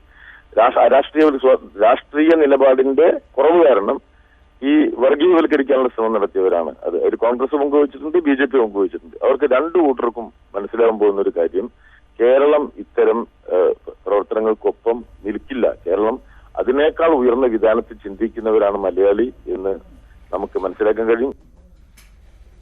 കേരളത്തിൽ UDF ചരിത്രപരമായ വിജയം നേടുമെന്ന് UDF കൺവീനറും ചാലക്കുടി മണ്ഡലത്തിലെ സ്ഥാനാർത്ഥിയുമായ ബെന്നി ബെഹനാൻ. കേന്ദ്ര സംസ്ഥാന സർക്കാരുകൾക്കെതിരായ വികാരമാണ് ഉയർന്ന പോളിംഗിലൂടെ പ്രകടമായത്. കിഴക്കമ്പലത്തെ 2020 ഉന്നയിച്ച വ്യക്തിപരമായ അധിക്ഷേപങ്ങൾക്ക് അടുത്ത മാസം 23-ന് ശേഷം മറുപടി നൽകുമെന്നും ബെന്നി ബെഹനാൻ പറഞ്ഞു. മികച്ച പോളിംഗ്, മികച്ച വിജയം, അതാണ് എൻ്റെ പ്രതികരണം. ഈ പ്രാവശ്യം കണ്ട ഒരു പ്രത്യേകത, ജനങ്ങൾ വോട്ട് ചെയ്യാൻ തയ്യാറായി എന്നുള്ളതാണ്. വോട്ടർമാർ സ്വയമേ വോട്ട് ചെയ്യാൻ തയ്യാറായി. രാഷ്ട്രീയ പാർട്ടികളുടെ പ്രേരണയോടൊപ്പം തന്നെ അവർ നേരത്തെ തന്നെ തീരുമാനമെടുത്ത് ഈ തെരഞ്ഞെടുപ്പിൽ അവർ വോട്ട് ചെയ്യാൻ തയ്യാറാണ്. ആ ഒരു പ്രതികരണം സ്വാഭാവികമായിട്ടും UDFന് അനുകൂലമാണ്. കാര്യം 2-3 കാരണങ്ങൾ ആണ് അങ്ങനെ അവർ പ്രേരിപ്പിക്കാൻ കാരണം. ഒന്ന്, മോഡി ഭരണത്തിനോടുള്ള ഒരു എതിർപ്പുണ്ട്. മോഡിയുടെ 5 വർഷക്കാലത്തെ ഭരണം ഇവിടുത്തെ മതേതരത്വ ജനാധിപത്യ വിശ്വാസികളുടെ മനസ്സിലുണ്ടാക്കിയിരിക്കുന്ന വലിയൊരു ഭയമുണ്ട്. ആ ഭയം അവർ ഈ തെരഞ്ഞെടുപ്പിൽ അവർക്കെതിരായി, മോഡി ഗവൺമെൻറ്റിനെതിരായി അവർ അത് പ്രയോജനപ്പെടുത്തിയെന്നതാണ്. അതുപോലെ തന്നെ കേരളത്തിലെ സാഹചര്യങ്ങളിൽ ശബരിമല ഉൾപ്പെടെയുള്ള കാര്യങ്ങളിൽ മാർക്സിസ്റ്റ് പാർട്ടി, പ്രത്യേകിച്ച് പിണറായി വിജയൻ കൈക്കൊണ്ട ഒരു സമീപന രീതി, ആ രീതിയോട് ജനങ്ങൾക്ക് ശക്തമായ പ്രതിഷേധമുണ്ട്. അതുകൊണ്ട് മാർക്സിസ്റ്റ് പാർട്ടിക്ക് കാലാകാലങ്ങളിൽ വോട്ട് ചെയ്തുകൊണ്ടിരുന്ന സ്നേഹിതന്മാർ പോലും ഈ തെരഞ്ഞെടുപ്പിൽ കുറച്ചുകൂടി ഐക്യജനാധിപത്യ മുന്നണിക്ക് അനുകൂലമായി അവർ ചിന്തിച്ചിട്ടുണ്ട്. അവരുടെ അനുകൂലമായ നിലപാട് വന്നിട്ടുണ്ടെന്നുള്ള വിശ്വാസമാണ് എനിക്കുള്ളത്. മമ്മൂട്ടിയെ വിമർശിച്ച എറണാകുളത്തെ NDA സ്ഥാനാർത്ഥി അൽഫോൺസ് കണ്ണന്താനം LDFിൻ്റെയും UDFിൻ്റെയും സ്ഥാനാർത്ഥികൾ മികച്ചവരാണെന്ന മമ്മൂട്ടിയുടെ പ്രസ്താവന അപക്വമാണെന്ന് അൽഫോൺസ് കണ്ണന്താനം. തെരഞ്ഞെടുപ്പ് സമയത്ത് മമ്മൂട്ടിയെപ്പോലുള്ള ഒരാൾ ഇത്തരത്തിലൊരു പ്രസ്താവന നടത്താൻ പാടില്ലായിരുന്നു. മമ്മൂട്ടിയെ പിന്നീട് ബന്ധപ്പെട്ടെങ്കിലും നിലപാടിൽ അദ്ദേഹം ഉറച്ചു നിൽക്കുകയായിരുന്നുവെന്നും കണ്ണന്താനം ന്യൂസ് 18നോട് പറഞ്ഞു. ഇലക്ഷൻ പ്രചരണം വോട്ടിംഗ് കഴിഞ്ഞിട്ട് ഇറങ്ങി വന്നിട്ട് CPMൻ്റെയും കോൺഗ്രസിൻ്റെയും സ്ഥാനാർത്ഥികളെ രണ്ട് സൈഡിൽ നിർത്തിയിട്ട് ഇവർ നല്ല സ്ഥാനാർത്ഥികളാണ് എന്ന് പറഞ്ഞതിൻ്റെ അർത്ഥം എന്താ എന്ന് പറഞ്ഞാൽ മൂന്നാമത്തെ സ്ഥാനാർത്ഥിയായി കേന്ദ്രമന്ത്രിയായി ഞാൻ അൽഫോൺസ് കണ്ണന്താനം 40 വർഷം പൊതുജീവിതത്തിലുണ്ടായിരുന്നു ഞാൻ കൊള്ളൂലെന്നുള്ളൊരു മെസ്സേജല്ലേ കൊടുക്കുന്നത്. അപ്പോൾ കേരളം ഇത്രയും വലിയ ആളാക്കിയ ഒരു നടന്മാരെയൊക്കെ വലിയതാക്കുന്നത് ജനങ്ങളാണല്ലോ. നടൻ അത് വലിയ ആളാണ്. അതേ ഇങ്ങനെയൊക്കെ പറയുന്നത് ഒരു ഇമ്മച്യൂരിറ്റി ആണെന്നാണ് എൻ്റെ കാഴ്ചപ്പാട്. അത് ഞാൻ എൻ്റെ മകൻ പോയി സംസാരിച്ചു പുള്ളിയോട്. പുള്ളിയോട് ഞാൻ തെറ്റൊന്നും ചെയ്തിട്ടില്ല. നമുക്ക് തെറ്റ് സംഭവിക്കാം. അതൊക്കെ നമ്മൾ ഞാനങ്ങനെ പറഞ്ഞു പോയി. അൽഫോൺസിനും നല്ല സ്ഥാനാർത്ഥിയാണെന്ന് പറഞ്ഞതെങ്കിൽ നല്ല കാര്യമായിരുന്നു. വിവരങ്ങളുമായി വിനീത ചേരുകയാണ് കൊച്ചിയിൽ നിന്നും. വിനീത, വ്യക്തിപരമായി വല്ലാതെ അൽഫോൺസ് കണ്ണന്താനത്തെ മമ്മൂട്ടിയുടെ പരാമർശം ബാധിച്ചു എന്ന് വ്യക്തം. അതല്ലേ അദ്ദേഹം തുറന്നു പറയുന്നത്? തീർച്ചയായും അത്തരത്തിലൊരു തുറന്നു പറച്ചിൽ തന്നെയാണ് ഇപ്പോൾ അൽഫോൺസ് കണ്ണന്താനം നടത്തിയിരിക്കുന്നത്. തെരഞ്ഞെടുപ്പ് അടുത്തൊരു സാഹചര്യത്തിൽ തെരഞ്ഞെടുപ്പിന്റെ പോളിംഗ് നടന്നപ്പോൾ അവിടെ എത്തിയ മമ്മൂട്ടി ഇടത് വലത് സ്ഥാനാർത്ഥികളെ ചേർത്ത് പിടിച്ചുകൊണ്ട് ഇവർ രണ്ടുപേരും മികച്ചവരാണ് എന്ന് പറയുമ്പോൾ സ്വാഭാവികമായിട്ടും മൂന്നാം മുന്നണിയിൽ നിൽക്കുന്ന താൻ എന്താണ് മോശപ്പെട്ട ഒരു ആളാണോ എന്ന തരത്തിൽ ഒരു ചിന്തയാണ് അദ്ദേഹം ഇപ്പോൾ തുറന്നു പറഞ്ഞിരിക്കുന്നത്. ഇത് സംബന്ധിച്ച് കണ്ണന്താനം പിന്നീട് മമ്മൂട്ടിയെ ഫോണിൽ ബന്ധപ്പെടുകയുണ്ടായി. ഇത്തരത്തിലൊരു സംഭവം നടന്നതിനെ പറ്റി അദ്ദേഹവുമായി സംസാരിച്ചു. എന്നാൽ ആ ഒരു നിലപാടിൽ നിന്ന് അദ്ദേഹം മാറാൻ തയ്യാറല്ല എന്നും കണ്ണന്താനം വ്യക്തമാക്കിയിട്ടുണ്ട്. ഇത് തന്നെ വളരെയധികം വേദനിപ്പിക്കുന്നു എന്നും അദ്ദേഹം പറഞ്ഞിട്ടുണ്ട്. വ്യക്തിപരമായിട്ടല്ലെങ്കിൽ പോലും ഒരു ശക്തമായ മണ്ഡലമാണ് ഇവിടെ, ശക്തമായ തെരഞ്ഞെടുപ്പ് നടക്കുന്നൊരു സാഹചര്യം തന്നെയാണുള്ളത്. ഈ സമയത്ത് മമ്മൂട്ടിയെ പോലുള്ള ഒരാൾ വ്യക്തിപരമായി ഇത്തരത്തിലൊരു പ്രസ്താവന പറയുമ്പോൾ അത് വളരെയധികം വേദനിപ്പിക്കുന്നുണ്ട് എന്ന് അദ്ദേഹം പറയുന്നുണ്ട്. അതോടൊപ്പം തന്നെ മമ്മൂട്ടിയുടെ ആ ഒരു പ്രസ്താവന അപക്വമായതാണ്. ഈ ഒരു സന്ദർഭത്തിൽ ഒരിക്കലും ഇത്തരത്തിൽ അദ്ദേഹം അത് മാത്രമല്ല വിനീത, ഇതിന്റെ അവസാനം എന്തോ അദ്ദേഹം പറയുന്നുണ്ട്. അദ്ദേഹത്തിന്റെ മകൻ പോയി മമ്മൂട്ടിയോട് സംസാരിച്ചുവെന്നോ മമ്മൂട്ടി പറഞ്ഞതിൽ ഉറച്ചു നിൽക്കുന്നെന്നോ അൽഫോൺസ് കണ്ണന്താനം ഒരു മികച്ച സ്ഥാനാർത്ഥിയാണെന്ന് പറയാൻ മമ്മൂട്ടി അതിലൂടെ സന്നദ്ധനല്ല എന്ന് തന്നെ ബോധ്യപ്പെട്ടു എന്നൊക്കെയാണോ കണ്ണന്താനം പറഞ്ഞത് അവസാനം? തീർച്ചയായും ഇത്തരമൊരു സംഭവം ഉണ്ടായതിനു ശേഷം അദ്ദേഹം അൽഫോൺസ് കണ്ണന്താനം തന്നെ നേരിട്ട് മമ്മൂട്ടിയെ ബന്ധപ്പെടുകയുണ്ടായി. ഈ ഒരു സംഭവത്തെ പറ്റി അദ്ദേഹം ഇത്തരത്തിൽ ഇടത് വലത് സ്ഥാനാർത്ഥികൾ മികച്ചവരാണ് എന്ന് പറയുമ്പോൾ അതിലൂടെ താൻ മോശക്കാരനാണ് എന്നാണ് ഉദ്ദേശിച്ചതാണോ എന്നും അദ്ദേഹം ചോദിച്ചിരുന്നു. എന്നാൽ അതിനൊരു മറുപടി നൽകാൻ മമ്മൂട്ടി തയ്യാറായില്ല എന്ന് മാത്രമല്ല തന്റെ ഭാഗത്ത് തെറ്റൊന്നും തന്നെ സംഭവിച്ചിട്ടില്ല, തന്റെ അതേ നിലപാടിൽ തന്നെ താൻ ഉറച്ചു നിൽക്കുന്നു എന്നും മമ്മൂട്ടി പറഞ്ഞതായിട്ടാണ് അൽഫോൺസ് കണ്ണന്താനം ഇപ്പോൾ നമ്മളോട് വെളിപ്പെടുത്തിയിരിക്കുന്നത്. ഇത് അദ്ദേഹത്തെ വളരെയധികം വേദനിപ്പിക്കുന്നതാണെന്നും മമ്മൂട്ടിയുടെ നിലപാട് ആ ഒരു പ്രസ്താവന അപക്വമായിട്ടുള്ളതാണെന്നും കണ്ണന്താനം ഇപ്പോൾ വ്യക്തമാക്കിയിട്ടുണ്ട്. ഒരുപക്ഷെ മമ്മൂട്ടി രാഷ്ട്രീയമായി ഒരു BJP സ്ഥാനാർത്ഥിയോട് ആ നിലയിൽ BJP സ്ഥാനാർത്ഥിയെക്കുറിച്ച് മികച്ച സ്ഥാനാർത്ഥിയാണ് എന്ന് പറയാനുള്ള രാഷ്ട്രീയമായ വിയോജിപ്പാകാം എന്ന് മനസ്സിലാക്കാവുന്നതേ ഉള്ളൂ. അത് പക്ഷേ ഉൾക്കൊള്ളാൻ കണ്ണന്താനം തയ്യാറാകാത്തത് കൊണ്ടുകൂടിയാവില്ലേ കണ്ണന്താനത്തിൻ്റെ ഈ വ്യക്തിപരമായ വേദന? പക്ഷെ തീർച്ചയായും അദ്ദേഹം അത്തരത്തിലൊരു രാഷ്ട്രീയം മുൻനിർത്തിക്കൊണ്ട് മാത്രമല്ല അദ്ദേഹം അത് പറഞ്ഞിരിക്കുന്നത്. കാരണം ഇടത് വലത് സ്ഥാനാർത്ഥികളെ ചേർത്ത് പിടിച്ചുകൊണ്ട് ഹൈബീഡിനെയും അതോടൊപ്പം അതാണ് വിനിത, ഇടത് വലത് സ്ഥാനാർത്ഥികളെ ചേർത്ത് പിടിക്കുമ്പോഴും ഈ നിലവിലെ രാഷ്ട്രീയ സാഹചര്യത്തിൽ ഒരു BJP NDA സ്ഥാനാർത്ഥിയെ അങ്ങനെ ചേർത്ത് പിടിക്കാനാവില്ല എന്നാണ് മമ്മൂട്ടി അതിലൂടെ കൃത്യമായി പറഞ്ഞു വെക്കുന്നത്, പറയാതെ പോലും പറഞ്ഞത്. തീർച്ചയായും അത്തരത്തിലൊരു നിലപാടിൽ തന്നെ ആവണം മമ്മൂട്ടി. പിന്നീട് ആ തെറ്റ് തിരുത്താൻ പോലും അദ്ദേഹം തയ്യാറാകുന്നില്ല. അല്ലെങ്കിൽ കണ്ണന്താനത്തിന് ഒരു വേദന ഉണ്ടാക്കി എന്ന് പറയുമ്പോൾ പോലും NDAയുടെ സ്ഥാനാർത്ഥി മികച്ചതാണ് എന്നൊരു നിലപാടിലേക്ക് അല്ലെങ്കിൽ അത്തരത്തിലൊരു പ്രസ്താവനയോ ഒരു വാക്കുപോലും മമ്മൂട്ടി പറഞ്ഞിട്ടില്ല എന്ന് പറയുമ്പോൾ ഒരു പക്ഷേ ശരത്ത് സൂചിപ്പിച്ചതുപോലെ തന്നെ NDAയുടെ രാഷ്ട്രീയത്തെ മമ്മൂട്ടി അംഗീകരിക്കുന്നില്ല എന്ന് തന്നെ നമുക്ക് സൂചിപ്പിക്കാവുന്നതാണ്. ഒരുപക്ഷെ കണ്ണന്താനം അദ്ദേഹത്തിന്റെ വേദന തുറന്നു പറഞ്ഞതോടുകൂടി അല്ലെങ്കിൽ അദ്ദേഹം അതിലൂടെ പല കാര്യങ്ങളും മുൻപ് പലപ്പോഴും സംഭവിച്ചിട്ടുള്ളതുപോലെ അദ്ദേഹം ഉള്ളതങ്ങ് തുറന്നു പറയുകയാണ്. അദ്ദേഹത്തിന് വല്ലാതെ വേദനിച്ചു, മനോവിഷമം ഉണ്ടായി എന്ന് പറയുന്നു. അത് മാത്രവുമല്ല, അദ്ദേഹം അതേ തുടർന്ന് മമ്മൂട്ടിയായി ബന്ധപ്പെടാൻ ശ്രമിച്ചു, അത് തിരുത്തിക്കാൻ ശ്രമിച്ചപ്പോൾ തിരുത്താൻ തയ്യാറല്ലാത്ത മമ്മൂട്ടിയുടെ നിലപാടുകൂടി കണ്ണന്താനം പിന്നാലെ വെളിപ്പെടുത്തുന്നു. അദ്ദേഹത്തിൻ്റെ മകൻ തന്നെ നേരിട്ട് പോയി സംസാരിക്കാൻ ശ്രമിച്ചു എന്ന് പറയുന്നു. ഇതിലൊക്കെ വിട്ടുവീഴ്ചയില്ലാത്ത നിലപാട് മമ്മൂട്ടി സ്വീകരിച്ചു എന്നുകൂടിയല്ലേ കണ്ണന്താനം വെളിപ്പെടുത്തുന്നത്? തീർച്ചയായും അത്തരത്തിലൊരു നിലപാട് തന്നെയാണ്, അതായത് മമ്മൂട്ടി പറഞ്ഞ ആ ഒരു നിലപാടിൽ തന്നെയാണ് മമ്മൂട്ടി ഉറച്ചു നിൽക്കുന്നത്. അത് തനിക്ക് വേദനിപ്പിച്ചിട്ടുണ്ട് എങ്കിൽ പോലും അതിനുശേഷം പിന്നീട് സംസാരിക്കാനോ അല്ലെങ്കിൽ അത് വ്യക്തിപരമായിട്ട് അത്തരത്തിലൊരു മാറ്റി നിർത്തിയതല്ല എന്ന രീതിയിൽ സംസാരിക്കാൻ പോലും മമ്മൂട്ടി തയ്യാറായിട്ടില്ല എന്ന് തന്നെയാണ് പറയുന്നത്. ഒരുപക്ഷെ അത് ഇത്തരത്തിൽ നോക്കുമ്പോൾ എൻ ഡി എ മുന്നോട്ട് വെക്കുന്ന രാഷ്ട്രീയം അല്ലെങ്കിൽ അൽഫോൺസ് കണ്ണന്താനം എന്ന വ്യക്തി മുന്നോട്ട് വെക്കുന്ന ആ ഒരു രാഷ്ട്രീയം അംഗീകരിക്കുന്നതിനുള്ള ഒരു ബുദ്ധിമുട്ടിൽ തന്നെ ആവാം മമ്മൂട്ടി ഒരുപക്ഷെ അതിൽ നിന്നും പിന്മാറാത്തതെന്ന് തന്നെ നമുക്ക് പറയേണ്ടി വരും. ഇടത് വലത് സ്ഥാനാർത്ഥികൾ മികച്ചവരാണെന്ന് അദ്ദേഹം തന്നെ വെളിപ്പെടുത്തിയിരുന്നു. എന്നാൽ അതേസമയം ഒരുപക്ഷെ നമ്മൾ നോക്കുകയാണെങ്കിൽ എറണാകുളത്ത് 3 സ്ഥാനാർത്ഥികളും അൽഫോൺസ് കണ്ണന്താനം ഒരുപക്ഷെ അദ്ദേഹം ഇതുവരെ ഡൽഹിയിൽ ഉൾപ്പെടെ അദ്ദേഹം ചെയ്ത കാര്യങ്ങളെ മുൻനിർത്തിക്കൊണ്ടാണ് അദ്ദേഹം പ്രചരണത്തിന് ഇറങ്ങിയത്. അതുപോലും തനിക്ക് അതും അൽഫോൺസ് കണ്ണന്താനം നമ്മളോട് വെളിപ്പെടുത്തിയ ഒരു സംഭവം തന്നെയാണ്. ഈ തന്റെ പ്രവർത്തനങ്ങളെ പോലും അദ്ദേഹം വിലയിരുത്തുന്നില്ല. പക്ഷെ ഇത്തരത്തിലൊരു അടച്ച് അദ്ദേഹത്തിന് അത്തരത്തിലൊരു ആക്ഷേപത്തേക്ക് ഒരു നിലപാടാണ്. ശരി വിനിത, ഇപ്പോൾ ശ്രീ അൽഫോൺസ് കണ്ണന്താനം തന്നെ ടെലിഫോൺ ലൈനിൽ ചേരുന്നുണ്ട്. ശ്രീ അൽഫോൺസ് കണ്ണന്താനം, താങ്കൾ തുറന്നു പറഞ്ഞത് മമ്മൂട്ടിയെ പോലെ ഒരു കലാകാരൻ, അഭിനേതാവ്, ഇടത് വലത് മുന്നണിയുടെ സ്ഥാനാർത്ഥികൾ മികച്ചവരാണെന്നും താങ്കളെപ്പോലെ ഒരാൾ നിൽക്കുമ്പോൾ പരാമർശിക്കുക പോലും ചെയ്യാത്തതിലുള്ള വേദനയാണ്, വിഷമമാണ്, വിമർശനമാണ് താങ്കൾ ഉന്നയിച്ചത്. പക്ഷേ താങ്കൾ പറഞ്ഞതിൽ നിന്ന് മനസ്സിലാകുന്നത് മമ്മൂട്ടി എന്ന കലാകാരൻ, അഭിനേതാവ് താങ്കളുടെ പാർട്ടിയോട് കാട്ടുന്ന ശക്തമായ രാഷ്ട്രീയ വിയോജിപ്പല്ലേ? വ്യക്തിപരമായി കണ്ണന്താനത്തോട് യാതൊരു തരത്തിലുള്ള അവമതിപ്പും ഉണ്ടാകാൻ യാതൊരു സാധ്യതയുമില്ല. പക്ഷേ താങ്കൾ പ്രതിനിധാനം ചെയ്യുന്ന രാഷ്ട്രീയത്തോടുള്ള വിയോജിപ്പായിരിക്കില്ലേ അങ്ങനൊരു പരാമർശം താങ്കളെക്കുറിച്ച് നടത്താൻ മമ്മൂട്ടിയെ പ്രേരിപ്പിക്കാതിരുന്നത്? അത് മനസ്സിലാക്കാതെ പോകുന്നത് എന്തുകൊണ്ടാണ് ശ്രീ കണ്ണന്താനം? മമ്മൂട്ടി വലിയൊരാളാണ്. പക്ഷെ അദ്ദേഹത്തിന് വലിയ ആളാക്കിയിരിക്കുന്നത് കേരളത്തിലെ ജനങ്ങളാണ്. ജനങ്ങളില്ലാതെ വലിയൊരു മെഗാസ്റ്റാർ ഉണ്ടാവില്ല. അദ്ദേഹം 40 വർഷം കേരളത്തിന്റെ മെഗാസ്റ്റാറാണ്, വലിയ ആളാണ്. അപ്പൊ ഇന്ത്യ തന്നെ ഏറ്റവും വലിയ ആദരവ് കൊടുത്ത് അംഗീകരിച്ചാണ്. അപ്പൊ അദ്ദേഹം ഒരു പാർട്ടിയുടെ ഒരു പ്രൈവറ്റ് ഒരു പ്രോപ്പർട്ടി ഒന്നും അല്ല. അദ്ദേഹം ഇന്ത്യയുടെ ഒരു പ്രസ്ഥാനമാണ്. അപ്പൊ അങ്ങനെ ഇരിക്കുമ്പോൾ അദ്ദേഹം ഒരു രാഷ്ട്രീയ ചായ്വ് ഉണ്ടായിരിക്കാം. പക്ഷെ അദ്ദേഹത്തെ ഇന്ത്യ ആചരിക്കുന്ന, ബഹുമാനിക്കുന്ന, കേരളം തന്നെ സ്നേഹിക്കുന്ന വലിയൊരു മെഗാസ്റ്റാറാണ്. അപ്പൊ അദ്ദേഹം ഇങ്ങനെ 2 സ്ഥാനാർത്ഥികളെ മാത്രം നിർത്തി ഇവര് യോഗ്യരാണ്, ഇവർക്ക് 2 പേർക്ക് വോട്ട് ചെയ്തെന്ന് പറഞ്ഞതിന്റെ അർത്ഥമില്ല. മൂന്നാമത്തെ, ഞാൻ മോദി ക്യാബിനറ്റിലെ ഒരു അംഗമായ എന്നെ ഇന്ത്യ ഭരിക്കുന്ന പാർട്ടിയുടെ ആ സ്ഥാനാർത്ഥി കൊള്ളൂല്ല, ബാക്കി 2 പേരെ കൊള്ളൂ എന്ന് പറഞ്ഞ ഉത്തരവാദിത്തമുള്ള ഒരു സമൂഹം എല്ലാം സ്നേഹിക്കുന്ന, അംഗീകരിക്കുന്ന, ബഹുമാനിക്കുന്ന ആളൊരിക്കലും പറഞ്ഞുകൂടാ. അതാണ് അതിന്റെ സ്ഥാനം. ശ്രീ കണ്ണന്താനം, ഞാൻ വീണ്ടും ആവർത്തിക്കുന്നത്, അതിൽ അദ്ദേഹം പ്രകടമാക്കുന്ന രാഷ്ട്രീയ ബോധത്തെ മാനിക്കേണ്ട ഉത്തരവാദിത്വമില്ലേ? അങ്ങനെ ഒരു അഭിപ്രായം പറയാനുള്ള സ്വാതന്ത്ര്യം അദ്ദേഹത്തിനില്ലേ? അദ്ദേഹം ഒരു കലാകാരനാണ്, ഒരു പൊതു സ്വത്താണ് എന്ന് പറഞ്ഞാൽ അദ്ദേഹത്തിന്റെ ഒരു രാഷ്ട്രീയ നിലപാടോ പൊതു കാഴ്ചപ്പാടോ പങ്കുവെക്കാൻ മമ്മൂട്ടിക്ക് അർഹതയില്ല എന്ന് താങ്കളെ പോലെ ഒരാൾ എങ്ങനെയാണ് ശഠിക്കുന്നത്? അദ്ദേഹം ആക്കിയിരിക്കുന്ന കേരള ജനത, ആ കേരള ജനതയില് പ്രൈം മിനിസ്റ്റർ നരേന്ദ്രമോദിയെയും BJP സപ്പോർട്ട് ചെയ്യുന്ന ആൾക്കാരുണ്ട്, അദ്ദേഹത്തിന് സിനിമ കാണുന്ന ആൾക്കാരുണ്ട്.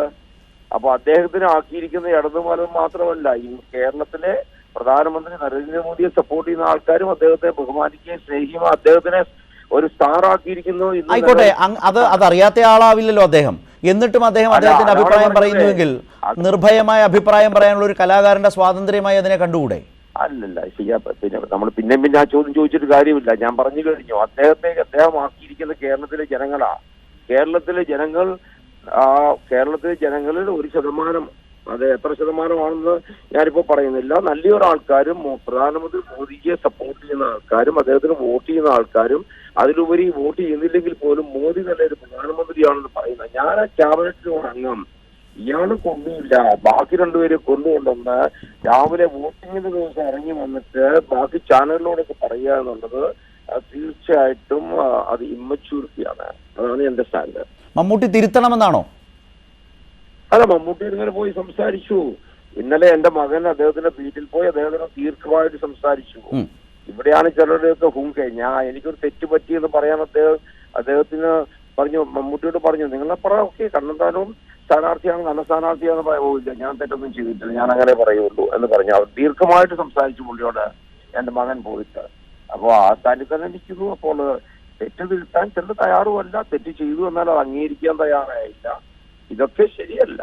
ഇതൊക്കെ കാണിക്കുന്നത് ഒരു വലിയ ഇമ്മച്യൂരിറ്റിയാണ് കാണിക്കുന്നത്. താങ്കൾ നേരത്തെ ഹുങ്കെന്നാണ് സൂചിപ്പിച്ചത്. ഇമ്മച്യൂരിറ്റി മാത്രമാണോ അതോ ഹുങ്ക് കൂടിയാണെന്നാണോ പറഞ്ഞു വന്നത്? അല്ല, അത് തീർച്ചയായിട്ടും ഉണ്ടല്ലോ. ഞാനാണ് ഇവിടെ തീരുമാനിക്കുന്ന ആൾക്കാർ. ഞാനിതാ രാവിലെ പറയാ ഇവരൊന്നും 2 നല്ല സ്ഥാനാർത്ഥികളാണെന്ന് പറഞ്ഞതിന്റെ അർത്ഥം എന്താ? ഞാൻ വലിയ ആളാണ്, ഞാൻ പറയുന്ന ഇവർ രണ്ട് നല്ല ആൾക്കാരാണ്, പിന്നെ അദ്ദേഹം ആരാ തീരുമാനിക്കാണ്? ബാക്കി അദ്ദേഹമാണ് തീരുമാനിക്കേണ്ടത് ആണോ? ഞാൻ വലിയ സ്റ്റാർ ആയതുകൊണ്ട് ഞാൻ ഇവർ രണ്ടുപേരും പുള്ളി ആരാ തീരുമാനിക്കാന്? കേരളത്തിലെ ജനങ്ങൾ അദ്ദേഹത്തിനെ ആക്കിയിരിക്കുന്ന മെഗാസ്റ്റാർ ആക്കിയിരിക്കുന്ന കേരളത്തിലെ ജനങ്ങളാണ്. അതിനകത്ത് മോദിയെ സ്നേഹിക്കുകയും ബഹുമാനിക്കുകയും ചെയ്യുന്ന വോട്ട് ചെയ്യുന്ന ധാരാളം ആൾക്കാരും ഉണ്ട്. എന്നൊക്കെ അദ്ദേഹം ഓർത്തിരിക്കേണ്ട കാര്യമാണ്. അല്ല എങ്കിൽ പിന്നെ താങ്കൾക്ക് അതങ്ങ് അവഗണിച്ചാൽ പോരെ? അത് ഇത്ര സീരിയസ് ആയിട്ട് എടുക്കേണ്ട കാര്യമുണ്ടോ? അവഗണിക്കുന്നത് നിങ്ങൾ ഈ ചാനലിന്റെ മുമ്പിൽ കൂടെ നിന്നപ്പോഴാണല്ലോ, എല്ലാ ചാനലും വിളിക്കുമ്പോഴാണല്ലോ അദ്ദേഹം പറയുന്നത് രാവിലെ. അത് ഞാൻ അവഗണിക്കുന്നത് എന്താ? അദ്ദേഹം വീട്ടിൽ വന്നപ്പോൾ ഇവരോട് പറഞ്ഞാൽ മതിയായിരുന്നു സീക്രട്ട് ആയിട്ട്, ഓക്കെ ഞാൻ നിങ്ങൾ രണ്ടുപേരെ സപ്പോർട്ട് ചെയ്യുന്നു. അദ്ദേഹത്തിന്റെ പബ്ലിക്കായിട്ട് ജനങ്ങളോട് ആഹ്വാനം ചെയ്യാനുള്ള അധികാരം എന്താ? ആരാ അദ്ദേഹത്തിന് അധികാരം കൊടുത്തിരിക്കുന്നത്? ജനങ്ങൾ പറഞ്ഞിട്ടുണ്ടോ? നിങ്ങളെ ഞാൻ കേരള ജനത നിങ്ങളെ സ്റ്റാർ ആക്കിയിരിക്കുക, നിങ്ങൾ ഇന്ത്യൻ പ്രധാനമന്ത്രി. അപ്പോൾ ഞങ്ങൾ ചൂത്ത പാർട്ടിയൊന്നുമല്ലോ, ഇന്ത്യ ഭരിക്കുന്ന ഒരു പാർട്ടി, അതിന്റെ സ്ഥാനാർത്ഥി, ഞാനൊരു കേന്ദ്രമന്ത്രി, ഞാൻ 40 വർഷം പൊതുജീവിതം കഴിഞ്ഞിട്ട് ഇവിടെ എത്തിയിരിക്കുന്നതാണ്. ഓക്കെ, അപ്പോൾ നമ്മളൊന്നുമല്ല എന്ന് പറഞ്ഞാല് അത് കേരളത്തിലെ ജനങ്ങൾക്ക് അറിയാമല്ലോ. പുള്ളിയാറെ ഇത് പറയാനായിട്ട് അത് ഹുങ്കല്ലേ? പിന്നെ വേറെ എന്താ? വളരെയധികം നന്ദി ശ്രീ അൽഫോൺസ് കണ്ണന്താനം. ശക്തമായ വിമർശനമാണ് മമ്മൂട്ടിക്കെതിരെ, നടൻ മമ്മൂട്ടിക്കെതിരെ അൽഫോൺസ് കണ്ണന്താനം ആവർത്തിക്കുന്നത്. ചില ആളുകളുടെ ഹുങ്കാണ് ഇതിലൂടെ പ്രകടമായത് എന്നാണ് സൂചിപ്പിച്ചത്. അദ്ദേഹത്തിൻ്റെ മകൻ ഈ പ്രതിഷേധം അറിയിക്കാൻ ശ്രമിച്ചിട്ടും മമ്മൂട്ടി നിലപാട് തിരുത്താൻ തയ്യാറായില്ല. ഇടത് വലത് മുന്നണി സ്ഥാനാർത്ഥികൾ മികച്ചവരാണ് എന്ന് പറഞ്ഞതാണ് NDA സ്ഥാനാർത്ഥി കണ്ണന്താനത്തെ ഏറെ ചൊടിപ്പിച്ചത്, പ്രകോപിപ്പിച്ചത്. രാജ്യം ഭരിക്കുന്ന മോദി ക്യാമ്പിൻ്റെ സർക്കാരിൻ്റെ ഭാഗമായ കേന്ദ്രമന്ത്രിയായ ഞാൻ, അല്ലെങ്കിൽ കണ്ണന്താനം എന്ന നിലയിലെ NDA സ്ഥാനാർത്ഥിയോട് ആ നിലയിലുള്ള ഒരു പരിഗണനയും നൽകാത്ത മമ്മൂട്ടിയുടെ പരസ്യ നിലപാടിനെ, തെരഞ്ഞെടുപ്പ് ദിവസത്തെ പരസ്യ നിലപാടിനോടാണ് ഇപ്പോൾ കണ്ണന്താനം ശക്തമായി വിയോജിക്കുന്നത്, രൂക്ഷ വിമർശനം മമ്മൂട്ടിക്ക് മേൽ നടത്തുന്നത്. ഇപ്പോൾ കൊല്ലത്തെ സ്ഥാനാർത്ഥി LDF സ്ഥാനാർത്ഥി KN ബാലഗോപാൽ മാധ്യമങ്ങളെ കാണും. കൊല്ലത്ത് രാഷ്ട്രീയ ചർച്ച നടന്നില്ല, രാഷ്ട്രീയ സംവാദങ്ങളൊന്നും നടന്നില്ല എന്ന് കഴിഞ്ഞ 2 ദിവസമായിട്ട് UDFൻ്റെ സ്ഥാനാർത്ഥി ശ്രീ പ്രേമേന്ദ്രൻ പറയുന്നത് എൻ്റെ ശ്രദ്ധയിൽപ്പെട്ടു. മുഴുവൻ ടെലിവിഷൻ വാർത്തകളും ഞാൻ കണ്ടില്ല, തെരഞ്ഞെടുപ്പിൻ്റെ തിരക്കിലായതുകൊണ്ട്. പക്ഷേ ഏറ്റവും കൂടുതൽ രാഷ്ട്രീയ ചർച്ച നടന്ന, ഏറ്റവും വലിയ രാഷ്ട്രീയ മത്സരം നടക്കുന്ന സ്ഥലം കൊല്ലമാണ്, കൊല്ലം പാർലമെൻറ്റ് മണ്ഡലമാണെന്നാണ് എല്ലാ മാധ്യമങ്ങളും റിപ്പോർട്ട് ചെയ്തത്. അത് ഇലക്ട്രോണിക് മീഡിയയും അതുപോലെ പത്രങ്ങളടക്കം എല്ലാം റിപ്പോർട്ട് ചെയ്തത്. കാരണം രാഷ്ട്രീയ പ്രശ്നങ്ങളാണ് ഞങ്ങൾ ചർച്ച ചെയ്തത്. ഞങ്ങൾ 3-4 കാര്യങ്ങളാണ് പ്രധാനമായിട്ടും. രാഷ്ട്രീയത്തിനകത്ത് പ്രധാനം ഞങ്ങൾ പറഞ്ഞത് ദേശീയ രാഷ്ട്രീയം തന്നെയാണ്. BJP മാറി ഒരു മതനിരപേക്ഷ ഗവൺമെൻറ് ഉണ്ടാകുന്ന കാര്യം തന്നെയാണ് ഞങ്ങളുടെ ചർച്ചയുടെ ഊന്നൽ. രണ്ടാമത്തെ കാര്യം ഇടതുപക്ഷത്തിൻ്റെ പ്രസക്തി. ഇടതുപക്ഷമാണ് മതനിരപേക്ഷത ഉയർത്തിപ്പിടിക്കാൻ ഏറ്റവും ശക്തമായി നിൽക്കുന്നത്. കേരളത്തിലെ ഇടതുപക്ഷ ജനാധിപത്യ മുന്നണി ഗവൺമെൻറ്റിൻ്റെ നേട്ടങ്ങൾ, ആ നേട്ടങ്ങൾ ഇത് ഞങ്ങൾ ചൂണ്ടിക്കാണിച്ചിരുന്നു. അതോടൊപ്പം തന്നെ UDFൻ്റെ രാഷ്ട്രീയമായ നിലപാടുകൾ പലപ്പോഴും അവസരവാദപരമാവുന്നു. പ്രത്യേകിച്ച് കൊല്ലം പാർലമെൻറ്റ് മണ്ഡലത്തിലെ പല സംഭവങ്ങളും UDFൻ്റെ സ്ഥാനാർത്ഥി BJPയുമായിട്ട് ബന്ധമുണ്ടാകുന്ന കാര്യങ്ങൾ പുറത്തു വന്നിരുന്നു. ഇത് ഞങ്ങൾ പറഞ്ഞിട്ടുണ്ട്. അപ്പോൾ അവിടുത്തെ സ്ഥാനാർത്ഥി ഇപ്പോൾ പറയുന്നത് അദ്ദേഹം വ്യക്തിഹത്യ നടത്തിയെന്ന് പറഞ്ഞിട്ട് പറയുന്നത് കുറ്റബോധം മറയ്ക്കാൻ വേണ്ടിയിട്ട് മാത്രമാണ്. യഥാർത്ഥത്തിൽ ഏറ്റവും മോശപ്പെട്ട പ്രചരണം നടത്തിയത് UDFൻ്റെ സ്ഥാനാർത്ഥിയാണ്. തെരഞ്ഞെടുപ്പിൻ്റെ തലേ ദിവസമൊക്കെ വ്യാജ വീഡിയോ മൊബൈലിനകത്ത് കൊണ്ടുപോയി കാണിച്ചു. LDF സ്ഥാനാർത്ഥി പ്രസംഗിച്ചു എന്ന് പറഞ്ഞ് ഇല്ലാത്ത കാര്യങ്ങൾ ഉണ്ടാക്കി പ്രസംഗിച്ചത് തേവലക്കര ഉൾപ്പെടെയുള്ള സ്ഥലങ്ങളിൽ ആളുകൾ പിടിക്കുകയും അവരവിടുന്ന് പോവുകയും ചെയ്തു. ഇങ്ങനത്തെ ഇത്രയും തരംതാണ തരത്തിലേക്കുള്ള കാര്യങ്ങൾ കാണിച്ചു. അതുപോലെ തന്നെ ചോറുപൊതി കൊടുക്കുന്ന 3 വർഷമായി കൊടുത്തുകൊണ്ടിരിക്കുന്ന ചോറുപൊതി, ആശുപത്രി കൊടുക്കുന്ന ചോറുപൊതി പാരിതോഷികം കൊടുത്ത് വോട്ട് പിടിക്കുന്നു എന്ന് പറഞ്ഞിട്ട് പരാതി കൊടുത്തു. വളരെ പ്രധാനപ്പെട്ട രാഷ്ട്രീയ നേതാവായ ഉമ്മൻചാണ്ടിയെ കൊണ്ട് പോലും ഇടതുപക്ഷം പണം കൊടുക്കുന്നു, ഇവൻ മാനുവലിനെ വെച്ചിട്ട് പണം കൊടുക്കുന്നു എന്നുള്ള പ്രചരണം നടത്തി. അതിനകത്ത് 3000-ഓളം പേർക്ക് പണം, 13 ലക്ഷം വോട്ടർമാരുള്ള സ്ഥലത്ത് 3000 പേർക്ക് പണം കൊടുത്ത് വോട്ട് പിടിക്കാൻ ഇടതുപക്ഷം ശ്രമിക്കുന്നു എന്ന് പറഞ്ഞ് ശ്രീ പ്രേമേന്ദ്രൻ പറഞ്ഞു. അദ്ദേഹം പറഞ്ഞു എൻ്റെ തെളിവൊന്നുമില്ല, എന്നാലും ഞാൻ പറയുകയാണ്. അപ്പോൾ അതിങ്ങനെ TV ചർച്ചയിൽ പറയേണ്ടതല്ല. അദ്ദേഹം നടത്തിയിട്ടുള്ള ചില പരാമർശങ്ങൾ നമ്മുടെ തെരഞ്ഞെടുപ്പ് നിയമം അനുസരിച്ച് അദ്ദേഹത്തിനെ തെരഞ്ഞെടുപ്പ് പ്രവർത്തനത്തിലോ അല്ലെങ്കിൽ പൊതുരാഷ്ട്രീയ പ്രവർത്തനത്തിനോ ഡീബാർ ചെയ്യാവുന്ന തരത്തിലുള്ള ഏറ്റവും മോശമായ, ഒരു നിയമത്തിനും പരിധിയിലും വരാത്ത തരത്തിലുള്ള ഏറ്റവും മോശമായ പരാമർശങ്ങൾ അദ്ദേഹം നടത്തിയിട്ടുണ്ട്. അതിനകത്ത് ഒരു സംഭവത്തെ സംബന്ധിച്ച് അതിന് സ്ട്രിക്റ്റ് വാണിംഗ് അദ്ദേഹത്തിന് കൊടുത്തിട്ടുണ്ട്. ഈ മതസ്പർദ്ധ ഉണ്ടാക്കുന്ന തരത്തിലേക്ക് മതചിഹ്നങ്ങളെ ഉപയോഗിച്ചുകൊണ്ട് അദ്ദേഹം നടത്തിയ പ്രസംഗം, ആ പ്രസംഗത്തിൻ്റെ കൃത്യമായ വീഡിയോ ഇലക്ഷൻ കമ്മീഷൻ കൊടുത്തിട്ടുണ്ട്. സ്ട്രിക്റ്റായ വാണിംഗ് അദ്ദേഹത്തിന് കൊടുത്തിട്ടുണ്ട്. പിന്നീട് ഈ വ്യാജ പ്രചരണം വളരെ ഡിഫാമേറ്ററിയും അതുപോലെ തെരഞ്ഞെടുപ്പിനെ ബാധിക്കുന്ന തരത്തിലേക്ക് അടിസ്ഥാനമില്ലാതെ, എനിക്ക് തെളിവില്ല എന്നാലും ഞാൻ പറയുകയാണെന്ന് പറഞ്ഞ കാര്യങ്ങൾ ഇതെല്ലാം കൊടുത്തിട്ടുണ്ട്. ഇതുകൂടാതെ വ്യക്തിപരമായ ധാരാളം മോശപ്പെട്ട കാര്യങ്ങൾ അദ്ദേഹം പറഞ്ഞിട്ടുണ്ട്. അതൊന്നും ഞാനെടുത്ത് പറയുന്നില്ല, ജനങ്ങൾക്കറിയാം അത് അദ്ദേഹത്തിൻ്റെ ശൈലി അല്ലെങ്കിൽ അവരുടെ ശൈലി. പക്ഷേ അദ്ദേഹത്തിന് നേരെ വിവാദം വന്നെന്ന് പറയുന്ന ഏറ്റവും പ്രധാനപ്പെട്ട കാര്യങ്ങൾ ഞങ്ങൾ പറഞ്ഞതാണോ? BJPയുടെ നേതാക്കന്മാരായ ഒരുപറ്റം ആളുകൾ അവിടെ ഒരു കൺവെൻഷൻ ചേർന്നിട്ട് പറഞ്ഞു കഴിഞ്ഞ തെരഞ്ഞെടുപ്പിന് BJPയുടെ വോട്ട് മറിച്ചു കൊടുത്തു, UDFനെ പ്രേമേന്ദ്രനെ സഹായിച്ചു, ഇപ്രാവശ്യം അത് ചെയ്യാമെന്നാൽ ഞങ്ങൾ സമ്മതിക്കില്ല എന്ന് പറഞ്ഞ് സാബു വർഗീസിൻ്റെ സ്ഥാനാർത്ഥിത്വം, അവരുടെ KV സാബുവിൻ്റെ സ്ഥാനാർത്ഥിത്വം വന്നു കഴിഞ്ഞപ്പോൾ അവരൊരു കൺവെൻഷൻ ചേർന്നിട്ട് ഒരു സാംസ്കാരിക സംഘടന മറ്റോ ഉണ്ടാക്കി അവർ പുറത്ത് പറഞ്ഞു. അത് ടെലിവിഷനുകൾ റിപ്പോർട്ട് ചെയ്ത് കഴിഞ്ഞപ്പം പുറത്ത് സ്വാഭാവികമായും BJPയുമായിട്ടുള്ള ബന്ധം ഉണ്ടാകുന്നു എന്നുള്ള വലിയ വിവാദം വന്നു. അത് അദ്ദേഹത്തിനെ ഒറ്റപ്പെടുത്തിയിട്ടുണ്ട്. അതോടൊപ്പം തന്നെ ഇപ്പോൾ UDFനകത്തും RSPക്കകത്തും നിൽക്കുന്ന ആളുകൾക്ക് എതിരഭിപ്രായം വന്നു. അപ്പോൾ അവർ ഇത് പറഞ്ഞതിനെ സംബന്ധിച്ച് പുറത്ത് വാർത്തകൾ വന്നു. ആ വാർത്തകൾ വന്നതിൻ്റെ ഭാഗമായിട്ട് അദ്ദേഹം ഒരു വിശദീകരണം കൊടുത്തതിനകത്ത് അദ്ദേഹം അറിയാതെ സത്യം പറഞ്ഞു. എനിക്ക് എല്ലാവരെയും സംശയമുണ്ട്. അതുകൊണ്ട് UDFൻ്റെ കോൺഗ്രസ് നേതാക്കന്മാരും RSPയിലെ നേതാക്കന്മാരും ഒക്കെ പ്രവർത്തിക്കുമെന്ന് അറിയാൻ ഷാഡോ കമ്മിറ്റി ഞാൻ വെച്ചിട്ടുണ്ടെന്ന് പറഞ്ഞു. ഞങ്ങൾ പറഞ്ഞല്ല. ഷാഡോ കമ്മിറ്റി എന്ന് പറഞ്ഞു കഴിഞ്ഞാൽ പിന്നീട് അദ്ദേഹത്തിൻ്റെ പാർട്ടിക്കാർ ചില വിശദീകരണം കൊടുത്തു. ഷാഡോ എന്നുള്ളതിൻ്റെ മലയാളം ഞങ്ങൾക്കൊക്കെ മനസ്സിലാവാത്തതുകൊണ്ടാണ് ഷാഡോ കമ്മിറ്റി എന്ന് പറയുന്നത് ഒരു യഥാർത്ഥ കമ്മിറ്റിയാണെന്ന് പറഞ്ഞു. എന്തായാലും കോൺഗ്രസ് നേതാക്കന്മാരെ ഉൾപ്പെടെ പരിശോധിക്കാൻ ഓരോരുത്തരുടെയും പുറകെ ഷാഡോ കമ്മിറ്റി ഏതോ ഒരു ഡിറ്റക്റ്റീവ് ഏജൻസി ഏൽപ്പിച്ച് വിട്ടിട്ടുണ്ട്. ഇതെല്ലാം പറഞ്ഞ് പുറത്ത് വന്ന് ചർച്ച വന്നപ്പോൾ ആരാണ് അദ്ദേഹത്തെ വ്യക്തിപരമായി അധിക്ഷേപിച്ചത്? അദ്ദേഹത്തിൻ്റെ രാഷ്ട്രീയത്തെ ഞങ്ങൾ വളരെ ശക്തമായി എതിർത്തിട്ടുണ്ട്.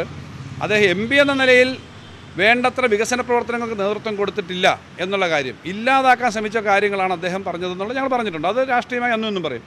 ഇടതുപക്ഷത്ത് നിൽക്കുന്ന സമയത്ത് യാതൊരു അടിസ്ഥാനവുമില്ലാതെ ഈ AKG സെൻറ്ററിൽ നിന്ന് LDFൻ്റെ യോഗത്തിൽ പോലും പങ്കെടുക്കാതെ ഇറങ്ങിപ്പോയി RSP എന്ന് പറയുന്ന ഒരു ഇടതുപക്ഷ പ്രസ്ഥാനത്തെ കൊണ്ടുപോയി കോൺഗ്രസിൻ്റെ തൊഴുത്തിൽ കെട്ടി 30 വെള്ളിക്കാശിന് വേണ്ടി ഇടതുപക്ഷത്തെ വഞ്ചിക്കാൻ ശ്രമിച്ച പ്രവർത്തനമാണ് കഴിഞ്ഞ പ്രാവശ്യം നടത്തിയത്. ഇനിയും അത് പറയും. അത് RSPക്കാർക്ക് ഇടയിലാണ് അഭിപ്രായ വ്യത്യാസം ഉണ്ടായത്. RSPയെ പിളർക്കാനാണ് അദ്ദേഹം ശ്രമിച്ചത്, ഞങ്ങളല്ല. അങ്ങനെയാണല്ലോ കുഞ്ഞുമോൻ്റെ നേതൃത്വത്തിൽ ഒരു സെറ്റ് തിരിച്ചു വന്നത്. അപ്പോൾ RSPയെ തകർക്കാൻ ശ്രമിക്കുകയും ഇപ്പോൾ RSPയിലെ ഭൂരിപക്ഷ ആളുകളും ഇടതുപക്ഷത്തേക്ക് വരികയും ചെയ്യുന്ന സമീപനം ചെയ്തത് അദ്ദേഹത്തിൻ്റെ നേതൃത്വമാണ്. അവർ ചെയ്തതാണ്. അപ്പോൾ അത് രാഷ്ട്രീയമായി ഞങ്ങൾ പറയും. അത് വ്യക്തിപരമല്ല, രാഷ്ട്രീയമായി അതിനകത്ത് പങ്കെടുത്ത നേതൃത്വം എന്ന നിലയിൽ അദ്ദേഹത്തെ പറ്റി ഞങ്ങൾ പറഞ്ഞിട്ടുണ്ട്, അദ്ദേഹത്തിൻ്റെ പാർട്ടിയെ പറഞ്ഞിട്ടുണ്ട്. ഇന്നിപ്പോൾ ഇടതുപക്ഷ ജനാധിപത്യ മുന്നണിയിൽ ഏറ്റവും മാന്യമായി നിൽക്കേണ്ട ഒരു പാർട്ടിയായിരുന്നില്ലേ RSP? അതെല്ലാം ഇല്ലാതാക്കിയത് അവരുടെ ഈ സമീപനമല്ലേ? ഇത് ഞങ്ങൾ പറഞ്ഞിട്ടുണ്ട്. പിന്നീട് നരേന്ദ്രമോദിയെ വിളിച്ചുകൊണ്ടുവന്ന് ബൈപ്പാസ് ഉദ്ഘാടനത്തിൻ്റെ സമയത്ത് വിവാദമുണ്ടാക്കിയത് BJPയുടെ യോഗത്തിനെ സഹായിച്ചത്, അത് ഞങ്ങൾ രാഷ്ട്രീയമായി പറഞ്ഞിട്ടുണ്ട്. പിന്നെ BJPക്കാർ തന്നെ പറയുന്നു ഞങ്ങളുടെ വോട്ട് മറിക്കുന്നു എന്ന് പറഞ്ഞ് BJPക്കാരൊരു കാര്യം പറയുമ്പോൾ ഞങ്ങളത് പറയാൻ പാടില്ലേ? അക്കാര്യം ഞങ്ങൾ പറഞ്ഞിട്ടുണ്ട്. ഇതെല്ലാം ഞങ്ങൾ പറഞ്ഞിട്ടുണ്ട്. ഷാഡോ കമ്മിറ്റി അതുപോലെ മറ്റു കാര്യങ്ങൾ പറയുമ്പോൾ അക്കാര്യങ്ങൾ ഞങ്ങൾ പറഞ്ഞിട്ടുണ്ട്. രാഷ്ട്രീയമായിട്ടാണ് പറഞ്ഞത്. വികസന കാര്യങ്ങളെപ്പറ്റി ചർച്ച ചെയ്ത് വേണ്ടത്ര വികസന കാര്യത്തിൽ താല്പര്യം എടുത്തിട്ടില്ല. പൊതുവിൽ രാജ്യത്തെ കൊല്ലത്തെ LDF സ്ഥാനാർത്ഥി KN ബാലഗോപാലാണ് പോളിംഗിന് ശേഷം നിശിത വിമർശനം UDF സ്ഥാനാർത്ഥി NK പ്രേമചന്ദ്രനെതിരെ ഉന്നയിക്കുന്നത്. തെരഞ്ഞെടുപ്പ് രംഗത്തെ പ്രവർത്തനത്തെക്കുറിച്ച്, പെരുമാറ്റത്തെക്കുറിച്ച് ഒക്കെ തെരഞ്ഞെടുപ്പ് കമ്മീഷൻ ഇതിനോടകം കൊടുത്തിട്ടുള്ള പരാതികളെക്കുറിച്ചും ഒക്കെ സൂചിപ്പിച്ചുകൊണ്ടുള്ള നിശിത വിമർശനമാണ് ഉന്നയിക്കുന്നത്. സ്ഥാനാർത്ഥി എന്ന നിലയിൽ പ്രേമചന്ദ്രനും പ്രത്യേകിച്ച് UDFും പൊതുവിലെടുത്ത രീതിയെക്കുറിച്ചൊക്കെയാണ് വിമർശിക്കുന്നത്. വയനാട്ടിലും അമേഠിയിലും ജയിച്ചാൽ ഏതു മണ്ഡലം നിലനിർത്തുമെന്നതിൽ തീരുമാനമെടുത്തിട്ടില്ലെന്ന് കോൺഗ്രസ് അധ്യക്ഷൻ രാഹുൽ ഗാന്ധി. ഇരു മണ്ഡലങ്ങളിലെയും വോട്ടർമാരുടെ ആഗ്രഹമനുസരിച്ച് തീരുമാനിക്കും. ആദ്യ 3 ഘട്ട തെരഞ്ഞെടുപ്പ് കഴിയുമ്പോൾ UPAക്ക് സർക്കാർ രൂപീകരിക്കാനാകുമെന്ന ആത്മവിശ്വാസമുണ്ടെന്നും രാഹുൽ ഒരു ഹിന്ദി ദിനപത്രത്തിന് നൽകിയ അഭിമുഖത്തിൽ പറഞ്ഞു.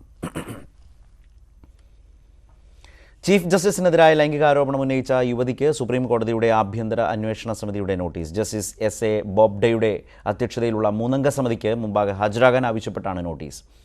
ചീഫ് ജസ്റ്റിസിനെ കൊടുക്കാൻ 1.5 കോടി രൂപ വാഗ്ദാനം ലഭിച്ചെന്ന് സത്യവാങ്മൂലം നൽകിയ അഭിഭാഷകൻ ഉത്സവ് സിംഗ് ബയൻസ് സുപ്രീം കോടതിയിൽ തെളിവുകൾ ഹാജരാക്കി. വിവരങ്ങളുമായി M. ഉണ്ണികൃഷ്ണൻ ഇപ്പോൾ ചേരുന്നു. ഉണ്ണി, ഈ വിഷയവുമായി ബന്ധപ്പെട്ട പുതിയ വിവരങ്ങൾ പൊതുവിൽ എന്തൊക്കെയാണ്? അതായത് ആരോപണം ഉന്നയിക്കാനും അദ്ദേഹത്തെ കൊടുക്കാനും ശ്രമം നടത്തുന്ന വെളിപ്പെടുത്തൽ നടത്തിയ അഭിഭാഷകൻ ഉത്സവ് ബെയിൻസ് ഇപ്പോൾ സുപ്രീം കോടതിയിൽ ഹാജരായി തെളിവുകൾ ഹാജരാക്കി അദ്ദേഹത്തിന് വാദം നടത്തുകയാണ്. അക്കാര്യത്തിലാണ് ഇപ്പോൾ സുപ്രീം കോടതി നടപടികൾ പുരോഗമിക്കുന്നത്. അഭിഭാഷകൻ പറഞ്ഞത് തനിക്ക് 1.5 കോടിയുടെ വാഗ്ദാനം ലഭിച്ചിരുന്നു ചീഫ് ജസ്റ്റിസിനെ ലൈംഗിക ആരോപണത്തിൽ കൊടുക്കുന്നതിന് എന്നായിരുന്നു. അതിന്റെ തെളിവുകൾ ഇന്ന് കോടതിയിൽ ഹാജരാക്കിയെന്നാണ് ബെയിൻസ് കോടതിയോട് അറിയിച്ചത്. മുദ്ര കവർ നൽകിയിട്ടുണ്ട് കോടതിയിൽ. അതിൽ CCTV ദൃശ്യങ്ങളടക്കമുണ്ട്. കോർപ്പറേറ്റ് ലോബിക്ക് വേണ്ടിയും രാജ്യത്തെ ഏറ്റവും വലിയ കോർപ്പറേറ്റ് സ്ഥാപനത്തിന് വേണ്ടിയും ചീഫ് ജസ്റ്റിസിനെ കൊടുക്കാൻ ശ്രമം നടന്നുവെന്നാണ് അഭിഭാഷകൻ അറിയിച്ചിരിക്കുന്നത്. ഈ വാദങ്ങളും തെളിവുകളും പരിശോധിച്ചുകൊണ്ട് സുപ്രീം കോടതി പറഞ്ഞത് വളരെ ഗൗരവമേറിയ ആരോപണങ്ങളാണ് ഉന്നയിക്കപ്പെട്ടിരിക്കുന്നത്. അതുകൊണ്ട് തന്നെ ഇതേപറ്റി അന്വേഷണം നടക്കണം. സുപ്രീം കോടതിയുടെ മേൽനോട്ടത്തിൽ പ്രത്യേക സംഘം അന്വേഷണത്തിനായി ചുമതലപ്പെടുത്തുമെന്നുള്ളതാണ്. CBIയുടെ ഉന്നത ഉദ്യോഗസ്ഥൻ, ഡയറക്ടർ പദവിയിൽ അടക്കമുള്ള ഉന്നത ഉദ്യോഗസ്ഥൻ ചേംബറിൽ വന്ന് ജഡ്ജിമാരുമായി ചർച്ച നടത്താനും നിർദ്ദേശം നൽകിയിട്ടുണ്ട്. CBI ജോയിന്റ് ഡയറക്ടറെ തന്നെ ഇതിനായി അയക്കാമെന്നാണ് സോളിസിറ്റർ ജനറൽ കോടതിയെ അറിയിച്ചിരിക്കുന്നത്. വളരെ ഗൗരവമേറിയ കാര്യമാണ്. ജുഡീഷ്യറിയുടെ സ്വാതന്ത്ര്യത്തെ തന്നെ ബാധിക്കുന്നതും ജുഡീഷ്യറിയെ റിമോട്ട് കൺട്രോൾ ചെയ്യുന്നു എന്ന് തോന്നിപ്പിക്കുന്നതുമായ ആരോപണങ്ങളാണ് ഉന്നയിക്കപ്പെട്ടിരിക്കുന്നതെന്നാണ് ചീഫ് ജസ്റ്റിസിനെതിരായ ആരോപണങ്ങൾ ചൂണ്ടിക്കാട്ടി ജസ്റ്റിസ് അരുൺ മിശ്ര വ്യക്തമാക്കിയിരിക്കുന്നത്.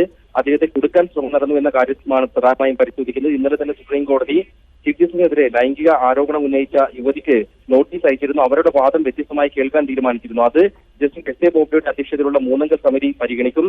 അതിന് പുറമെയാണ് ഈ ചീഫ് ജസ്റ്റിസിനെ കുടുക്കാൻ ശ്രമം നടന്നുവെന്ന ആരോപണം പ്രത്യേക സംഘം അന്വേഷിക്കുക. ശരത്, ഉണ്ണിയാണ് വിവരങ്ങൾ ഇപ്പോൾ നൽകിയത്. സുരേഷ് കല്ലട ബസ്സിലെ മർദ്ദനത്തിൽ യാത്രക്കാരുടെ മൊഴിയെടുക്കാൻ അന്വേഷണ സംഘം തമിഴ്നാട്ടിലെത്തി. ACPയുടെ നേതൃത്വത്തിൽ ഉള്ള പോലീസ് സംഘം മർദ്ദനമേറ്റ 2 പേരുടെ മൊഴിയെടുക്കും. CCTV ദൃശ്യങ്ങളിൽ പരിശോധന തുടരുകയാണ്. അതേസമയം അറസ്റ്റിലായ പ്രതികളെ കസ്റ്റഡിയിൽ വാങ്ങാൻ പോലീസ് അപേക്ഷ നൽകും. വിവരങ്ങളുമായി ഡാനി പോൾ ചേരുന്നു. ഡാനി, ഈ അന്വേഷണം ഈ വിധം എങ്ങനെയൊക്കെയാണ് പുരോഗമിക്കുന്നത്? കൂടുതൽ മൊഴിയെടുത്ത് ശക്തമാക്കിയ അന്വേഷണം മുന്നോട്ട് കൊണ്ടുപോവുകയാണോ? ശരത്ത്, ഈ രീതിയിൽ തന്നെയാണ് അന്വേഷണം മുന്നോട്ട് കൊണ്ടുപോകുന്നത്. പോലീസ് അതിൽ ശക്തമായ നടപടികൾ സ്വീകരിക്കുമെന്ന് നേരത്തെ തന്നെ പറഞ്ഞിരുന്നു. അതിന്റെ തുടർച്ചയായി തന്നെയാണ് വീണ്ടും മറ്റുള്ളവരെ കൂടി, അതായത് കേരളത്തിലേക്ക് അജയ് ഘോഷ് ആയിരുന്നു ഇപ്പോൾ പരിക്കേറ്റ് കേരളത്തിൽ ആശുപത്രിയിൽ ചികിത്സയിലുള്ള. മറ്റ് 2 പേർ തമിഴ്നാട് സേലത്താണ് ചികിത്സയിലുള്ളത്. അതുകൊണ്ട് ഇവരുടെ മൊഴി കൂടി എടുക്കുകയാണ് പോലീസ് ഇപ്പോൾ ഉദ്ദേശിക്കുന്നത്. അജയ് ഘോഷിന്റെ മൊഴിയുടെയും അതോടൊപ്പം തന്നെ പരാതിയുടെയും അടിസ്ഥാനത്തിലാണ് ഇതുവരെ പോലീസ് നടപടികൾ മുന്നോട്ട് കൊണ്ടുപോയിരിക്കുന്നത്. കേസിൽ 7 പേരെ അറസ്റ്റായിട്ടുള്ളതും അതോടൊപ്പം ഇവർക്കെതിരെ ചുമത്തിയിട്ടുള്ള കുറ്റങ്ങൾ, വകുപ്പുകളെല്ലാം തന്നെ ഈ മൊഴിയുടെ കൂടിയും അടിസ്ഥാനത്തിൽ മാത്രമായിരുന്നു. അതുകൊണ്ട് മറ്റുള്ളവരുടെ കൂടി മൊഴി കൂടി രേഖപ്പെടുത്തേണ്ടത് കേസിൽ അത്യന്താപേക്ഷിതമാണ്. അതുകൊണ്ടാണ് തൃക്കാക്കര ACP, അദ്ദേഹം അന്വേഷണ ഉദ്യോഗസ്ഥനാണ്, നേതൃത്വത്തിലുള്ള പോലീസ് സംഘം സേലത്തേക്ക് തിരിച്ചിട്ടുള്ളത്. ഇവർ ഈ 2 പേരുടെ മൊഴി കൂടി രേഖപ്പെടുത്തുന്നു. അതിനുശേഷം മാത്രമാണ് കേസിൽ കൂടുതൽ പേർ ഉൾപ്പെട്ടിട്ടുണ്ടോ എന്നത് അവരുടെ മൊഴിയുടെ കൂടി അടിസ്ഥാനത്തിലാണ്. നിലവിൽ അറസ്റ്റായിരിക്കുന്നവർ ഏതായാലും ഇത് അജയ് ഘോഷിന്റെ മൊഴിയുടെ അടിസ്ഥാനത്തിൽ ഇവർ മർദ്ദനം ഏൽപ്പിച്ചവർ തന്നെയാണ്. ഇതല്ലാതെ മറ്റ് ആരെങ്കിലും ഉണ്ടോ എന്നുള്ളത് കൂടി പോലീസ് പരിശോധിക്കുന്നുണ്ട്. അതുകൊണ്ട് തന്നെയാണ് ഈ 2 പേര് മൊഴി കൂടി രേഖപ്പെടുത്തുന്നതിന് പോകുന്നത്. അതോടൊപ്പം തന്നെ നിലവിൽ അവൈലബിൾ ആയ എല്ലാവിധ സാധ്യതകളും പോലീസ് പരിശോധിക്കുന്നു. അതിന്റെ ഭാഗമായാണ് ഈ CCTV ദൃശ്യങ്ങൾ അടക്കമുള്ള കാര്യങ്ങൾ പരിശോധിക്കുന്നത്. നിലവിൽ പോലീസിന് ലഭിച്ചിട്ടുള്ള ദൃശ്യങ്ങളിൽ കാണുന്ന അതിലുള്ള 5 പേരും പിടിയിലായിട്ടുണ്ടെന്ന് പോലീസ് പറഞ്ഞു. ഇവരെ കസ്റ്റഡിയിൽ ലഭിക്കുന്നുള്ള അപേക്ഷ പോലീസ് ഇന്ന് സമർപ്പിക്കും. ശരി ഡാനി. സ്വകാര്യ ബസ്സുകളുടെ നിയമലംഘനം കണ്ടെത്താനുള്ള ഓപ്പറേഷൻ നൈറ്റ് റൈഡേഴ്സ് ആരംഭിച്ചു. തിരുവനന്തപുരത്ത് വ്യാപക ക്രമക്കേട് കണ്ടെത്തിയതിനെ തുടർന്ന് 22 ബസ്സുകൾക്ക് നോട്ടീസ് നൽകി. 18 ബസ്സുകൾ പെർമിറ്റ് ലംഘനം നടത്തി. 4 ബസ്സുകൾ കൊറിയർ എത്തിക്കാൻ ഉപയോഗിച്ചതായും കണ്ടെത്തി. വിവരങ്ങളുമായി ഉമേഷ് ബാലകൃഷ്ണൻ ചേരുന്നു. ഉമേഷ്, ഇപ്പോഴത്തെ ഈ റെയ്ഡ് അത് തുടരാനാണോ സാധ്യത? വരുന്ന വിവരങ്ങൾ എന്താണ് നിയമലംഘനം സംബന്ധിച്ച് സ്വകാര്യ ബസ്സുകളുടെ? ഇന്നലെ രാത്രി മുതലാണ് സംസ്ഥാനത്ത് ചെക്ക് പോസ്റ്റുകളും അതിർത്തി ജില്ലകളും കേന്ദ്രീകരിച്ച് ഓപ്പറേഷൻ നൈറ്റ് റൈഡേഴ്സിന്റെ പരിശോധന ആരംഭിച്ചത്. ഇതിൽ 22 നിയമലംഘനങ്ങളാണ് തിരുവനന്തപുരത്ത് കണ്ടെത്തിയത്. ഏറ്റവും കൂടുതൽ നിയമലംഘനങ്ങൾ കണ്ടെത്തിയത് തിരുവനന്തപുരത്ത് തന്നെയാണ്. ഇതിൽ 18 എണ്ണം അനുവദനീയമായ പെർമിറ്റ് നിയമം ലംഘിച്ചുകൊണ്ട് വഴിയിൽ നിന്ന് ആളുകളെ കയറ്റിയതിനായിരുന്നു 18 ബസ്സുകൾക്ക് നോട്ടീസ് നൽകിയത്. 4 ബസ്സുകൾ പാഴ്സൽ സർവീസ് നടത്തുന്നതിന് ഉപയോഗിച്ചു എന്നും കണ്ടെത്തിയിട്ടുണ്ട്. പാലക്കാട് 18ഉം കാസർഗോഡ് 6ഉം വയനാട് 2 ബസ്സുകൾക്കും നിയമലംഘനം നടത്തിയതിന് നോട്ടീസ് നൽകിയിട്ടുണ്ട്. വരും ദിവസങ്ങളിലും ഓപ്പറേഷൻ നൈറ്റ് റൈഡേഴ്സിന്റെ പരിശോധന തുടരും. ഈ ഒരു പരിശോധന നിലവിൽ ഒരാഴ്ച കൂടി തുടരാനാണ് നിലവിലെ ധാരണ. ശരി, ഉമേഷാണ് വിവരങ്ങൾ ഇപ്പോൾ. ഇനിയൊരു ഇടവേളയാണ്. ഇടവേളയ്ക്ക് ശേഷം ന്യൂസ് റൂം ലൈവുമായി രഞ്ജിത്ത് രാമചന്ദ്രൻ എത്തും.